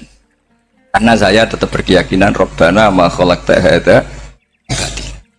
Ini penting saya utarakan karena khazanah kita ini jangan digerus oleh orang yang tidak bertanggung jawab. Pernah ada di hadis Muslim, ini cerita di Sahih Muslim. Ada seseorang sedang sujud kemudian diinjek oleh orang fasik. Saya ulang lagi, diinjek. Rokobahnya, yang diinjek itu rokobahnya. Lehernya itu diinjek sama orang fasik. Kemudian si yang sujud tadi bersumpah wallahi la yaghfiru wallahu lak. Demi Allah, Allah tidak akan mengampuni kamu. Itu Allah kemudian mewahyukan sama Nabi di zamannya. Wahyunya adalah mangdalladzi yata'alla alayya alla aghfira li fulan. Laqad ghafartu dzunuba wa ahbattu amalak. Siapa yang mencantut namaku dengan menstatuskan saya tidak bisa memberi maaf, sungguh orang itu saya maafkan, dan yang ahli ibadah amalnya tak cabut semua, tak hapus semua. Karena Allah tuh nggak boleh distatuskan sesuai keinginan kita. Kita sedang soleh terus mengatakan orang lain tidak soleh, Allah tidak akan ngampuni. Ngampuni tidak, itu wilayahnya Allah, dan Allah yaf'alu ma yasha, dan Allah berkali-kali memaklumatkan dirinya yaghfiru liman yasha wa yu'adzibu man yasha. Tapi ini kubu sebelah nyifati Allah hanya wa yu'adzibu, kubu sebelah kan gitu. Tidak pernah kalau Allah disifati yaghfir. Bagaimana Allah gak tersinggung? Allah selalu distatuskan yu'adzib. Kira-kira kalau Allah kan gini, saya ini bisa u'adzib, bisa aghfir, kenapa status saya tinggal Yo adib, ini ngaji di mana, khatam enggak gitu kan gitu. Makanya resikonya ahli sunnah itu masyhur tuh Pak Hamid Pasuruan, tamu macam-macam diterima. Ketika orang benci Golkar itu ada tamu dari Golkar juga diterima. Ketika orang nggak mau diberi hadiah oleh orang Golkar, Pak Hamid ya diterima. Bilang ke bapak, mengaku lo mau wainur, duit enggak ono gunane dhewe. Sing marai rawan hisab itu kan kamu dapat uang nggak jelas kemudian kamu pakai pribadi. Kalau orang-orang soleh kan nggak pernah dipakai, kan aman saja.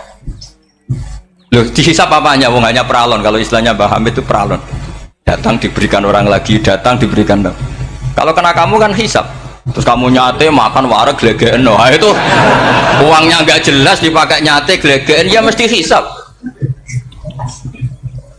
Kalau nggak jelas ya disedekahkan. Kalau ingin bebas apa? Hisap. Tapi kalau sering sedekah biasanya nggak bebas dari miskin. Tapi kalau kamu wali kan tetap kayak Pak Hamid itu masyhur bisa kok, tapi kan nggak jadi miskin. Kamu nggak terkenal sakok tapi miskin. Ini nggak wali. Ini penting. Jadi kebanyakan orang ekstrim karena mensifati Allah Taala itu hanya dengan status yu'adzib, tidak dengan status yaghfir. Dan itu mereka harus ngaji lagi. Kurang apanya Rasulullah SAW? Nabi sebagai manusia benci sekali sama pembunuh Hamzah karena qatilu ahabbin nasi ila Rasulillah. Itu sama Wahsy. Siapa yang nggak tahu Wahsy? Qatala ahabban nasi ila Rasulillah, itu qatala Hamzah.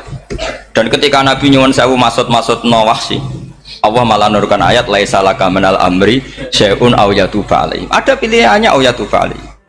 Apa yang terjadi? Justru Allah mentobati Wahsy. Memaafkan Wahsy, mentobati Wahsy. Ada sahabat yang dipuji Nabi Hamamatul Masjid, akhirnya su'ul khotimah. Kita tahu ceritanya siapa? Sa'labah. Makanya kata Mbah Mun sering cerita ke saya, banyak orang darani saya itu tidak jelas, kata Mbah Mun, karena saya sama siapa saja baik, sehingga banyak yang nuduh saya itu tidak jelas. Kata beliau, ulama paling jelas ya saya ini, karena masih orisinil, kata beliau. Tapi pakai bahasa Jawa, karena tadi Mbak Idris bilang ada yang MA ya, Madura asli tadi, makanya saya terpaksa bahasa Indonesia tadi. Kata Mbah Mun, ulama paling jelas ya saya, karena saya menyikapi siapa saja baik, karena di hati saya hanya membaca laisa laka minal amri syai'un aw yatuba alaihim aw yu'adzibah. Kenapa kamu memvonis si buruk? Bisa saja nanti baik, yang sedang baik bisa saja nanti Kalau nasib seseorang nggak jelas, kenapa kamu sikapnya jelas? Nah, ini orang-orang nggak ngaji itu memaksa orang lain jelas, ini kubu sebelah pasti salah, ini pasti benar. Manusia kok dipasti-pastikan gimana? Kita ini tidak nabi. Kalau nabi maksum pasti benar. Kalau sampean apa? Maksum bisa. Jadi ketidakjelasan para ulama ini berdasar konstitusi tadi, bahwa itu wilayahnya Allah. Ini penting saya utarakan. Jadi penting sekali. Jadi orang yang sedang fasik sekarang bisa saja nanti tobat. Yang sedang sekarang soleh bisa saja nanti masalah. Hingga Rasulullah tetap mengajarkan ya muqallibal qulub tsabbit qalbi ala dinik. Jadi kalau ngaji itu khatam. Khatam itu begini misalnya ya. Saya pernah ngaji Ihya, belajar Ihya khatam. Bahkan saya punya takrirannya berdasar kitab Ithaf, sarahnya Ihya. Kalau ingin tahu sanadnya sarah Ihya ya misalnya Gus Idris ini, Idris ngaji Mbah Hamid Pasuruan, ngaji Mbah Dimyati. Mbah Dimyati ini ngaji sama kakaknya Kiai Mahfud Termas. Kiai Mahfud ngaji sama abahnya Kiai Abdullah. Ki Abdul ngaji sama abangnya Ki Abdul Manan. Ki Abdul Manan ini mulazim terhadap Sayyid Murtado Az-Zabidi. Jadi kalau santri Salafiyah ini ya kira-kira tokoh Sabiah. Karena Mbak Idris Sadisa ya kira-kira sampean itu dari pengarang Ithaf itu baru tokoh berapa? Sabiah, masih keren. Turun pitu. Masih kaya lah. Lah kamu kok miskin? Turun ke wolu katanya kan. Jadi nanti kalau kamu masih keren. Itu sampai ngaji kitab kalau khatam saya ulang lagi, kalau khatam itu memang ada bab-bab di mana ulama itu harus tegas, harus tafrik bainal haqqi wa bainal batil. Oke, itu bagus. Mana yang hak, mana yang batil kita bedakan. Di bab itu bagus. Tapi kalau nanti kamu ngaji bab tawadhu, lihat di Bidayatul Hidayah atau di semua kitab tasawuf, bab tawadhu itu kalau melihat kamu orang kafir, kamu melihat orang apa? Kafir. Ini aso ma'akufri, ini maksiat wajar dia kafir. Saya ini muslim kok maksiat. Fadam bi akbah, maka dosa saya lebih buruk. Melihat orang tua, mesti ada aksaru ibadatan, ini lebih tua, mesti ibadahnya lebih banyak. Nanti kalau melihat anak kecil, ada azharu minni sinnan, pasti maksiatnya banyak saya. Jika terus evaluasi gitu, sehingga nggak pernah takabur. Misalnya di sini, saya ini kan gayanya keren, duduk di atas sampai di bawah. Gayanya tok, hakikatnya sampai lebih sombong karena memerintahkan saya. Jadi panitianya itu, makanya saya merasa tawadhu saja meskipun berdiri. Karena hakikat saya ini makmur, diperintah. Panitia ini, penyelenggara ini amir, pemerintah. Kira-kira sombong mana? Itu sekali saya tidak memaafkan, finnar itu.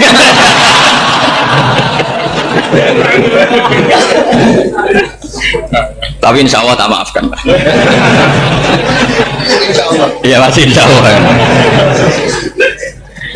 Jadi ini penting. Jadi mbok ya orang-orang yang ekstrim tuh mikir keinginan Rasulullah SAW itu umatnya meninggal dalam keadaan baik. Makanya benar tadi, notulen tadi, kalau doa, kalau ingin mandi itu memang harus ada jadabnya. Tapi yang asli loh ya, jangan gaya-gayanan. Ya asli betul, yang nggak khilaf memang asli. Itu ada seorang wali doa di depan Nabi itu begini, ya Allah, saya harus jadi orang soleh. Allah diharuskan itu kan nggak sopan ya. Ya Allah, saya ini harus jadi orang soleh. Kenapa? Sekali saya soleh, maka surroh habibu, yang senang kekasihmu. Sekali saya fasik, maka yang senang musuhmu, yaitu iblis. Tinggal jenengan milih mana, nyenangkan kekasihmu apa nyenangkan musuhmu. Akhirnya ya dapat aku, ya sudah soleh aja soleh, ini kok doa kok neror orang ini. Kira-kira gitu. Jadi ya Allah, saya harus jadi orang soleh. Kalau saya jadi orang soleh, surroh habibu, yang senang kekasihmu. Kalau saya jadi orang fasik, yang senang musuhmu. Sedangkan tinggal milih saja, menyenangkan kekasihmu apa menyenangkan musuhmu. Kira-kira Allah senang mana? Senang menyenangkan. Wah, itu doa paling mustajab. Tapi syaratnya harus anti bikolbin dan dari ijazah nggak mandi, itu ijazah nggak mandi. Maka ini tidak saya ijazahkan. Nanti kalau kamu ngalami isak sendiri, ngalami wujdi sendiri, terus ngalami itu, insya Allah makbul. Ini mau gaya-gayanan copy paste nggak diterima itu. Jadi wali-wali dulu itu kalau berdoa itu sederhana, tapi dari hati yang paling dalam. Makanya Nabi Musa itu terkenal, orang paling seenaknya sendiri dan Nabi Musa hubungannya dengan Allah. Tapi sama Allah dimaafkan karena orisinil, tidak bikin-bikin. Rasulullah juga itu, kalau sudah marah itu doanya gitu. Cuma celakanya ditiru Nirawarisman dulu itu. Nabi itu ketika perang Badar itu jelas kalah, nggak mungkin menang, sudah jelas kalah. Nabi hanya 313, orang kafir 1000 dengan perlengkapan apa? Sudah lengkap semua. Setelah perang dilihat itu jelas kalah. Seri awal yang memang kalah betul. Doanya Nabi apa? Allahumma intuhlik hadil isobah lam tu'bad badal ya ampun Gusti, silahkan bikin kalah tapi ra ono sing roh nak jenengan pangeran. Mohon lahiran jenengan dadi pangeran, serano sing roh. Enggak ada ibadah. Intuhlik hadil isobah lam tu'bad badal ya. Kalau engkau menghancurkan kelompok saya ini, jenengan sebagai Tuhan tidak ada yang nyembah lagi, karena yang nyembah tinggal kelompok kita. Tapi yang ngendikan Nabi, kalau kamu niru tidak bisa. Gak bisa kamu doa, ya Allah saya ini santri salafiyah, kalau saya bodoh menjadi presiden buruk terhadap alumni salafiyah. Gak apa-apa sekali-kali doa gitu. Tapi kata Allah lainnya masih banyak.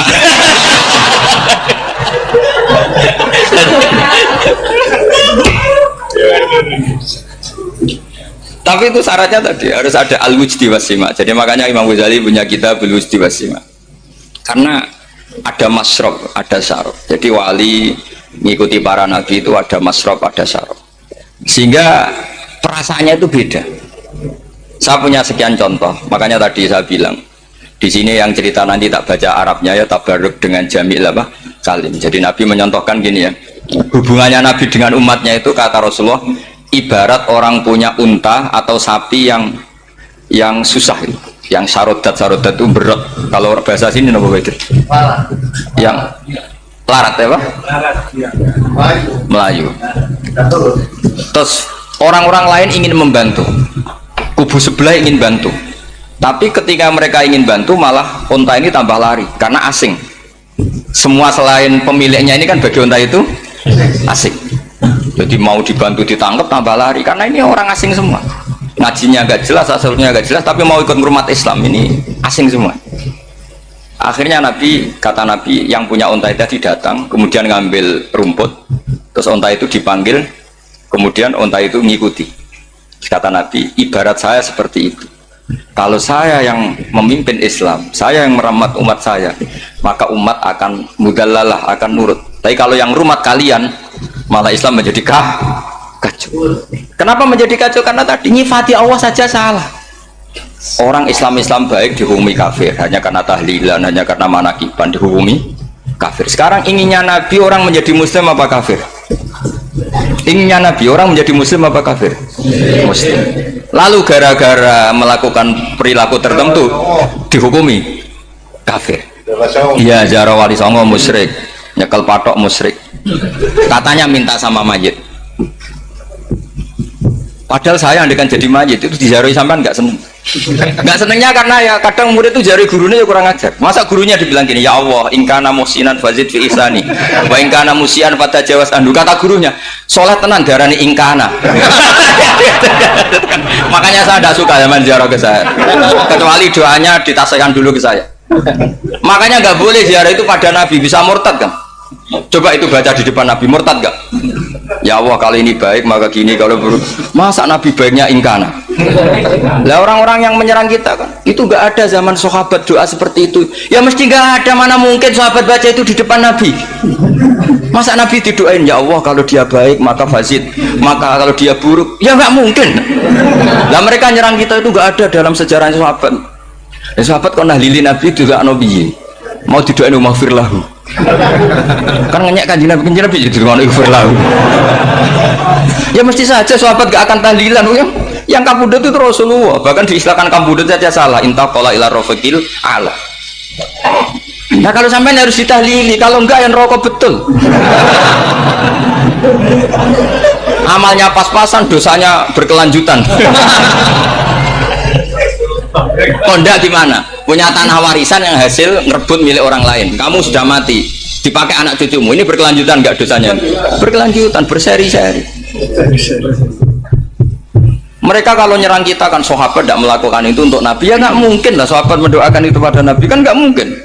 Coba kalau kamu jadi mayit, terus kamu gurunya, terus ada murid kamu bilang Allahumma ingkana musinat fazid fi ihsani wa ingkana musian fatajawaz anhu. Mesti kalau kamu bisa bangun. Ya Allah, cong meyakini saya soleh itu masih ingkana. Kalau guru saya soleh maka, kalau guru saya buruk maka, itu kan taklek namanya Pak. Itu kan kurang ajar. Saya tidak pernah doa gitu di depan Muhammad Rasulullah, tidak pernah. Saya kalau doakan bangun ya tidak pernah gitu. Allahumma ali darajati fil jannah gitu. Saya nggak pernah ingkana nggak pernah. Karena andekan itu saya juga sama kok. Cuma kalau ada orang doa di bangun gitu ya karena orang lain ya tak biarin, tapi saya tidak bilang amin, biarin aja sudah. Tapi kalau santri sarang nggak usah lah doa ya apa ingkana kok. Masa meyakini solehnya gurunya kok nunggu apa? Enggak. Ini bukan ijazah, ini marah ini jadi pelurusan ini. Saya ulang lagi, ngaji itu harus khatam. Pentingnya khatam tadi, kalau di bab tafriq bainal haqqi wa bainal batin, akan kubu sebelah ini benar karena tegas. Tapi kitab itu tidak hanya bab itu, juga ada bab tawadhu. Di bab tawadhu itu, misalnya kita melihat orang kafir, ini wajar maksiat kan dia kafir. Masa saya mukmin maksiat? Dan ini kafir bisa saja nanti husnul khotimah. Saya muslim bisa saja su'ul khotimah. Sehingga tetap tawadhu. Melihat yang lebih sepuh ini aksaru ibadatan minni. Melihat yang kecil asghar berarti aqallu maksiatan minni. Sehingga melihatnya itu tawadhu. Jadi kalau di bab tawadhu semuanya orang itu mungkin. Nah di sini Rasulullah SAW mengajarkan, ketika malaikat Jabal bilang, Muhammad, orang yang mendustakan kamu saya tungkepi gunung biar mati semua. Kata Rasulullah, saya berharap keluar dari tubuh mereka min aslabihim, dari keturunan mereka orang-orang sing mukmin. Sudah karuan kafir saja Nabi tidak berhenti berharap, jangan-jangan nanti keturunannya mukmin. Dan itu betul. Kita tahu Abu Lahab punya anak Darroh itu mukminah, Abu Jahal punya anak Ikrimah juga mukmin. Dulu Walid bin Mughirah musuh besarnya Rasulullah punya anak Khalid bin Walid. Sekarang orang-orang yang abangan nggak hafal Quran, kadang anaknya hafal Quran lewat program PTPG, kadang yang hafal Quran malah anaknya nggak hafal. Makanya kalau pas wisuda sampai bingung, gurunya itu sampai nangis. Kenapa nangis? Ini anaknya orang nggak hafal Quran tak wisuda hafal, saya gurunya nggak hafal kata. Nah kenapa bisa jadi hafid? Karena guru sewaan kata. Itu banyak sekali. Ini penting saya utarakan supaya ekstremitas itu berkurang. Logika-logika yang dibangun ulama itu ngikuti riwayat. Agama itu ngikuti riwayat, bukan sekedar akal. Saya punya contoh ketika kitab Ihya menutup kitabnya, yaitu Imam Ghazali. Itu ada dua orang. Ini di akhir kitab Rojak dan dipakai nutup kitab Ihya sebagai rojaknya Imam Ghazali. Ada dua orang min ahlin nar dipanggil sama Allah. Ini sekaligus ijazah. Kali ini ijazah betul. Yang dipanggil di ke surga itu masih muqayyad dan biangkalil jahim, masih muqayyad, masih dibelenggu sama atribut neraka. Terus sama Allah ditanya, piye jong kabarin rokok? Wah syarra maka dan Gusti mun rokok jenengan takokno sekarang ra enak jen. Terus kata Allah, ya sudah kamu kembali ke sana karena kamu memang orang fasik. Itu lari, semangat mau ke neraka. Ini ijazah. Semangat disuruh kembali ke neraka itu semangat lari. Allah tanya, loh dong kenapa kamu semangat? Ya Allah, saya ini sudah kapok. Dulu ketika di dunia kamu perintah, engkau perintah, saya tidak semangat. Maka kali ini jenengan perintah saya semangat. Karena saya sudah kapok. Setiap engkau perintah saya ada lari semangat ke neraka. Nah barokahnya semangat masuk neraka ini, kata Allah ya sudah kamu di surga saja. Maka ijazah nanti kalau ada pengumuman silahkan masuk neraka, kamu harus lari sekencang-kencang. Karena itu perintah Allah apa? Yang ketika kita di dunia kalau diperintah males-malesan. Kalau kamu diperintah sholat subuh jamaah kan males-malesan. Dan itu menjadi kita masuk neraka. Sebagai kafarah itu ya Allah, karena ini perintah engkau, saya tidak males-malesan lagi. Wes ngembaliin rokok, lari semangat. Allah akhirnya harus dimaafkan. Panggil lagi, sudah di surga saja. Barokahnya semangat masuk neraka. Nah, ini ijazah ini. Ya diterima ya. Kok enggak semangat terima ya. Yang kedua enggak. Sudah kamu kembali ke neraka, pelengahan gitu. Enggak semangat. Allah dilihat terus enggak semangat. Kenapa kamu toleh-toleh? Ya Allah, saya tidak pernah ngira ketika engkau manggil saya ke surga, kemudian engkau kembalikan lagi ke neraka. Ya sudah di surga saja, barokahnya husnudzon. Jadi ini ijazah, kamu milih dua itu, milih yang mana terserah. Artinya apa? Logika kamu itu tidak mesti masuk apa yang dilakukan oleh Allah Subhanahu wa Ta'ala. Itu logika kamu kan tidak masuk, tapi Allah yaf'alu ma yasha. Ini penting saya utarakan. Nah tapi orang-orang ekstrim itu maunya nyifati Allah dengan status yu'adzib, yantakim, Jabbar, Qahar. Sifatnya Allah Ta'ala itu 99. Kenapa apa kamu hanya satu? Jadi tetap saja menghadapi fenomena seperti ini tetap laisa laka minal amri syai'un aw yatuba alaihim aw yu'adzib. Sehingga setahu saya Mbah Mun, Mbah Hamid Pasuruan, guru-guru kita, habaib yang alim-alim itu melihat tamu macam-macam ya dilayani semua. Karena ini ngadepi fenomena sosial yang semuanya tidak jelas. Kalau nggak jelas apa? Ya kita bisanya berharap karena afdolul ibadah itu intidharul farad. Kalau belum Islam sekarang kita harapkan nanti. Kalau bapaknya enggak kita harapkan anaknya. Kalau anaknya belum kita harapkan cucunya. Karena agama ini limangka nayarjuwo hawal yaumal akhir. Agama ini bagi yang terus berpengharapan, bukan bagi yang putus asa. Ini yang penting saya utarakan. Jadi apalagi Allah sudah punya rencana tadi, yang goblok-goblok di pedalaman Dayak bikin masjid, yang pinter-pinter ramen lomba untuk sangu, untuk umroh. Kira-kira memberi sama mendapat pahalanya keren mana? Memberi. Tapi tidak usah jadi goblok tidak usah direncanakan, sudah terjadi. Jadi makanya saya bela karena sudah terjadi gitu, tapi tidak usah direncanakan. Nanti terus wah goblok aja cara Gus Bak gak apa-apa ndak. Sudah kadung, ini cuma kita itu iman ya. Jadi karena yang pinter itu yang jumlahnya tidak banyak. Ini kita bully saja. Karena kamu bully pun tetap mulia kan orang pinter ini. Tapi kalau orang goblok gak dibela habis dia. Yang pinter buat dikritik kayak apa kan tetap mulia kan. Lah yang muji sudah banyak, saya ngeritik saja lah. Ini tidak akan jatuh. Tapi yang goblok ini kan nggak ada yang bela. Saya sebagai umatnya Rasulullah, pecinta umat Rasulullah tak bela, tenang saja. Ada hikmahnya apa? Hikmahnya orang goblok. Betul loh, saya itu sering ketemu dokter, ketemu profesor tuh nangis. Tak tanya kenapa nangis. Bapak saya itu petani, saya di Jogja sampai jadi dekan, jadi rektor. Tapi saya sekarang rektor, anak saya sekedar SMP naik itu sudah senang. Nggak dengar kabar ketangkep BNN sudah senang. Padahal saya ini ahli metodologi. Ternyata pinter bapak saya. Karena bapaknya tadi hanya petani bisa menjadikan anaknya profesor. Tapi profesor tidak mesti bisa jadi. Anak saya anak SMP aja sudah senang. Karena Allah ingin membuktikan pinter kamu itu tidak ada artinya di depan iradatullah. Di depan apa? Iradatullah. Supaya orang tunduk. Lu coba yang jadi ulama tabi'in itu rata-rata abnaul mawali, anaknya budak yang dimerdekakan. Karena Allah seperti itu. Ada yang tokoh yang tadi zuriyatam ba'duha min ba'd, itu harus kita jaga. Saya termasuk orang yang ditakdir punya mbah-mbah alim, itu juga harus dijaga. Yang enggak alim peluangnya masih banyak, banyak sebanyak-banyaknya. Asal tadi lewat jalur sregep, dan kalau bodoh ngaji saya nanti tak ajari robbana ma khalaqta hadza napa. Karena ayatnya gitu, min dzurriyyati Adam wa mimman hamalna ma'anu wa min dzurriyyati Ibrahim wa Israil. Terus terakhir ditutup wa mimman hadaina wajtabaina. Itu umum, tidak jalur nasab, siapa saja yang hadaina wajtabaina. Ini penting saya utarakan. Jadi ini sebagai penutup tak baca teks Arabnya supaya kita dapat barokah jami'ul kalim. Karena sebarokah-barokahnya bahasa Jawa atau bahasa Indonesia masih barokah bahasa Arab. Cuma kalau tidak saya terjemah dulu, nanti saya baca ini kamu amin amin dikira doa aja sih. Makanya ini diterangkan dulu biar gak korban apa diamini. Karena saya ini pernah Jumatan di satu kampung, imamnya itu sepuh. Imamnya sepuh, khutbah itu gak selesai-selesai karena dia gak bisa menyelesaikan sesuai teks di bukunya itu. Yang belakang mantul terus amin amin. Akhirnya Pak Khotib ngadeg lagi cungkur doa cungkur.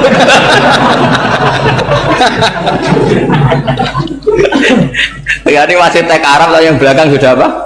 Amin amin kan. Ya saya baca. Disimak. Bismillahirrahmanirrahim. Warwiya anak Arabian ja'ahu yatlubu min husay'an fa'atahu sumaqala ahsantu ilaika. Dikasih sesuatu ya tadi saya contohkan, misalnya dikasih hanya 10.000. Qalal Arabiyullah wala ajmalta, kamu ya belum berbuat baik. Faghadibal muslimun wa qamu ilaihi. Orang-orang Islam marah besar karena Nabi dikomentari la ajmalta, kamu tidak orang baik. Fa asyara ilaihim an kuffu, kata Nabi jangan kamu pukulin. Kalau di Madura sudah tuntas tuh kena celurit itu kalau. Sumakomak, kalau di MA tadi ya, di Madura asli tadi ya. Sudah tuntas. Sumakoma wa dakhala manzilahu. Setelah itu terus arsala ilahi sallallahu alaihi wasallam wa zadahu syai'an. Kemudian Nabi menyuruh dia, ayo masuk rumah, terus ditambahi. Faqala ahsantu ilaika qala na'am fajazakallahu min ahlin wa asyiratin khairan. Setelah ditambah banyak sama Nabi, saya sudah baik sama kamu. Wah, baik kalau sekarang baik. Itu mengatakan baik karena ditambah uang loh. Bukan karena dari nuraninya, karena ditambah uang, ditambah duit. Amplopane ditambahin. Faqala lahu Nabi sallallahu alaihi wasallam, innaka qulta ma qulta wa fi nafsi ashabi min dzalika syai'un. Fa in ahbabta faqul baina aydihim ma qultu baik. Ma qulta baina yadayya hatta yadhaba ma fi sadrihim alaika. Kamu tadi ngomong dan menjadikan sahabat saya tersinggung. Coba sekarang klarifikasi supaya mereka clear apa? Itu menunjukkan klarifikasi itu termasuk wataknya Rasulullah Shallallahu Alaihi Wasallam. Tadi kamu menyinggung saya di depan umum, maka sekarang kamu muji saya juga harus di depan umum supaya clear, supaya mereka tidak punya perasaan macam-macam. Sudah akhirnya qala na'am falamma kana al-ghadu awil asyu ja'a faqala sallallahu alaihi wasallam inna hadzal arabiyya qala ma qala fazidnahu fazama'nahu radiya kadzalik qala na'am fajazakallahu min ahlin wa asyiratin khairan. Terus faqala Nabi sallallahu alaihi wasallam, ini penting ya bagi semua dai, bagi semua ustad. Masali wa masalu hada masalu rajulin lahu naqatun syaradat alaihi fattaba'an nasu wa fa'atba'an nasu falam yaziduha illa nufuran fanadahum sahibuha khallu baini wa baina naqati fa inni arfaqu biha minkum. Jadi namanya unta, sapi atau kuda itu lebih terbiasa sama pemiliknya, sama orang lain, sama pemiliknya. Kalau orang lain ikut mantu ketika berat malah tambahlah lari. Sama kiai sama umat itu, kalau kiai kan punya syafaqah sama umat, maka inginnya umatnya dimaafkan. Tapi kalau kubu sebelah inginnya mengkafirkan, mendosakan, membid'ahkan, nah, itu bisa diharap nggak umat mau kembali, malah lari. Makanya saya pernah ngalami ini serius. Ada orang tukang ngafir-ngafir nawang NU gitu. Di majelis, satu majelis dengan saya. Singkat cerita, semua NU pinter. Waya jamaah duhur itu, waya sholat. Ayo jamaah, aku gak sholat. Kenapa? Kafir sholat bareng. Gak wajib kafir sholat. Tidak usah kafir, sholat saja. Mereka itu kan omongannya ta'arud, mengkafirkan kita, tapi mewajibkan kita sholat. Sholat wajib gak bagi orang kafir? Gak wajib. Berani gak mereka mengatakan yang dikafirkan gak perlu sholat karena sudah kafir? Berani gak kira-kira? Gak berani. Jadi omongan mereka itu paradoks semua, karena memang gak pernah ngaji. Nggak pernah apa? Nggak pernah ngaji. Ngajinya betul-betul. Nggak pernah khatam tadi. Ya, jadi kata Rasulullah, fa inni arfaqu biha minkum wa a'lamu fatawajjaha baina yadiha fa akhadha minkum mil ardi faradda hatta ja'at wastana wa shadda 'alaiha rahlaha wastawa 'alaiha wa inni law taraktukum kaqaulihi. Terus ya sudah seperti itu. Faradda hatta ja'at wa shadda 'alaiha rahlaha wastawa 'alaiha wa inni law taraktukum terus itu walhasil itu terusannya hadis itu, kalau saya membiarkan dia dengan keyakinannya tadi mengkritik saya dan dia mati maka dakholan. Jadi intinya gini, seneng Nabi dibayar itu sah, seneng Nabi dibayar itu sah, seneng Nabi dibayar itu sah. Jadi ya kalau ada maulid terus kiainya ngasih makan-makan terus menjadi seneng Nabi karena ada Bukharinya, itu juga sah. Ono zaitune sah, terus kiainya seneng karena untuk amplop juga sah. Jadi ini sudah ini sama-sama sah karena untuk kebaikan selalu sah. Makanya mungkin di sini ya, habis kalau ada kajian di sini mesti ada sarapannya pertama, kopi dan sarapan ngaji pagi. Jadi orang datang ingin sarapan tidak apa-apa, tidak apa-apa, sah itu. Sayyid Muhammad juga gitu, kalau ada orang ngaji dikasih uang juga sah.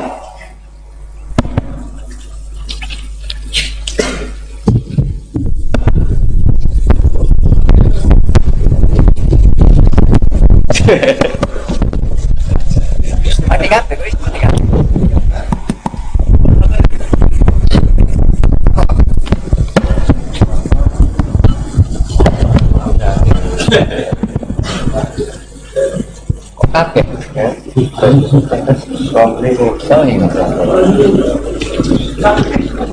Subhanallah, selek dah.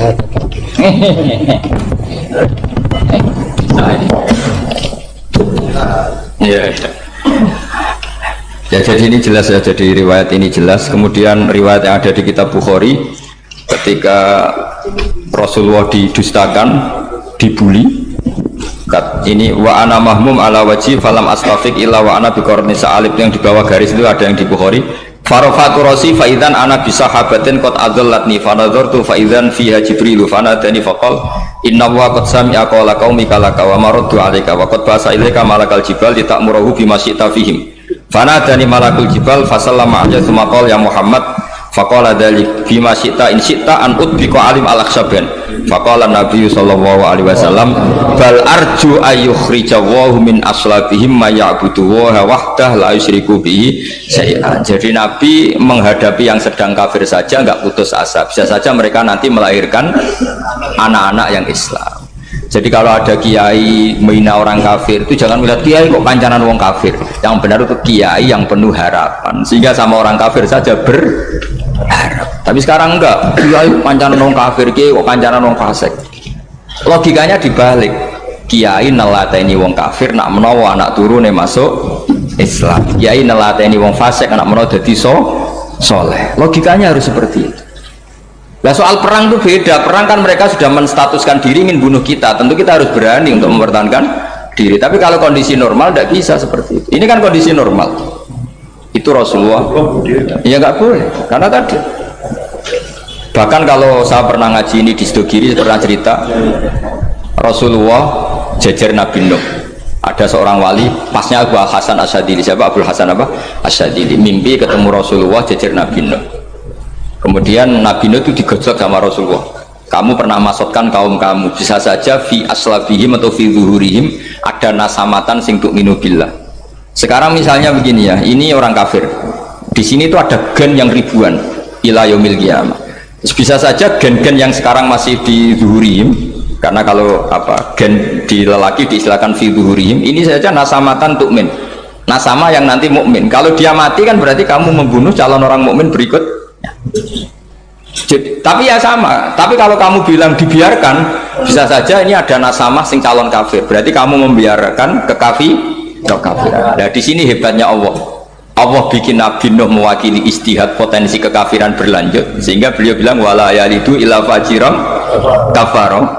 Paham ya kan? Rabbila tadzar alal ardi minal kafirina dayara innaka intadzarhum yudillu ibadaka wala yalidu illa fajiran kafara. Logika itu terwakili oleh Nabi Nuh. Logika bisa saja ini ada nasamatan untuk minubillah. Itu terwakili oleh Rasulullah, bal arju ayyukhrijawahu min aslabihim may ya'budullaha wa la yusyriku bihi syai'an. Kayak apa untungnya kita jadi umat Rasulullah sallallahu alaihi wasallam? Masalahnya nabimu gak Nabi Nuh, Nabi Muhammad. Jadi kira-kira istiadat kamu ikut Nabi siapa? Kalau main hantam ya ikut Nabi Nuh. Kalau main rojak berharap Nabi Muhammad. Ya sudah, sampean ikut mana aja? Nabi Muhammad. Ini penting saya utarakan supaya apa-apa itu terukur lewat ilmu.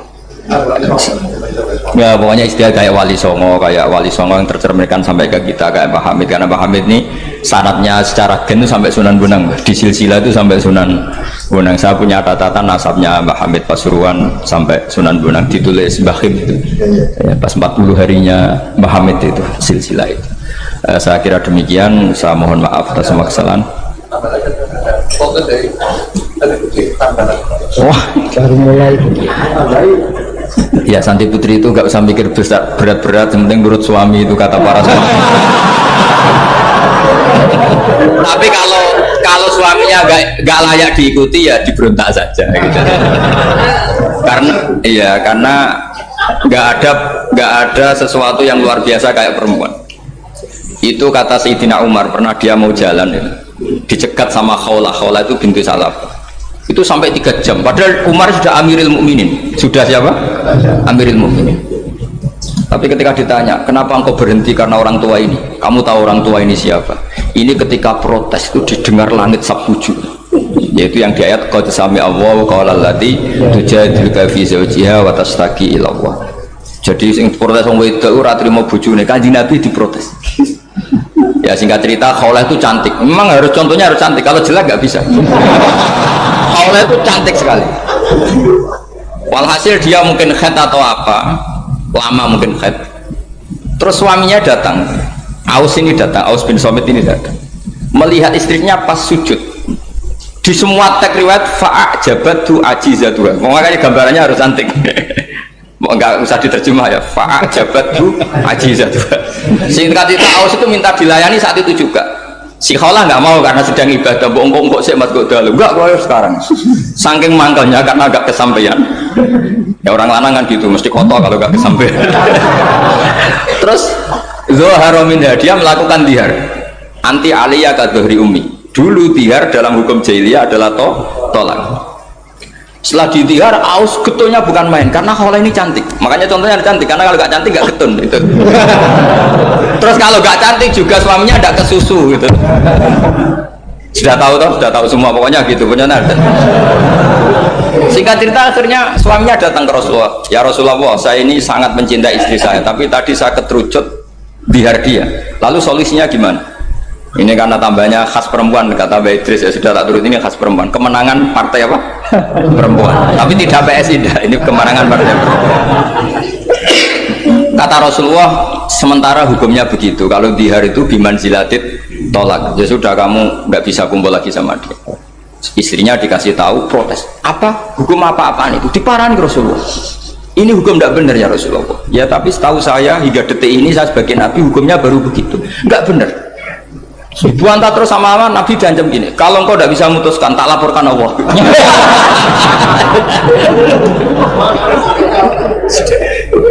Akhirnya ini pulang pulang sujud sholat lapor sama Allah. Dan ketika lapor sama Allah, ya Allah ini tidak fair. Lapornya tuh jorok sekali. Qad nasartu lahu batni akala syababi wa nasartu lahu batni akala sababi, muda saya sudah dihabiskan sama suami saya. Wa nasartu lahu batni, tidak usah diterjemah. Tapi ketika saya sudah tidak muda, sekarang saya mau diceraikan lewat apa? Dia. Terus wa innali aulad, dan saya ini punya anak banyak. Indomam tuhum ilayya jauh. Kalau saya rawat pasti mereka kelaparan. Karena saya miskin, saya seorang perempuan. Tapi wa indomam tuhum ilaihi do. Nak tak elokno bapak mesti ditinggal wayang. Wah kira-kira gitu. Gelutu sendiri. Akhirnya Allah jawab bahwa dihar itu tidak tolak. Nah, akhirnya Nabi panggil perempuan tadi. Padahal Nabi gak dengar, itu di kamarnya sendiri perempuan tadi. Terus qad sami Allahu qala allati tujadiluka fi zawjiha wa tashtaki. Itu semua teks ya tujadil. Allah mendengar perempuan lati itu perempuan tujadil kasih madoni kowe Muhammad. Nek ada tiga di padon wedok enteng Nabi saja dilabrak. Wes susah perempuan tuh repot. Nabi dilabrak. Sampai jadi surat Mujadilah. Makanya saya kalau baca Mujadilah dan baca Mujadalah. Ini kaitannya dengan tasrif. Jadalah, yujadilu, mujadalah. Dan karena sekali nggak bisa tasrif, nggak sah jadi mufassir. Ya jadi kalau kafaro ya kafiru ya takfiron. Iya. Kira-kira kan gitu. Fa'ala yufa'ilu ya tafilan. Jadalah yujadilu mujadalatan. Jadi kalau mujadalatan itu masdar, karena ini subjek pelaku mujadilah, jadi boleh mujadalah bisigotil masdar, mujadilah dengan sigot isim fa'il. Karena wanita pembantah Nabi itu didengar oleh Allah. Makanya ayasma'uha Rabbul Izzah min fawqi sab'i samawat wa lam yasma'ha Umar. Allah saja mendengar dari langit 7, masa Umar gak mau mendengar? Jadi makanya kalau Umar macam-macam orang nyewa khaulah, kamu yang ngomong. Kira-kira dengan assalamualaikum warahmatullahi wabarakatuh.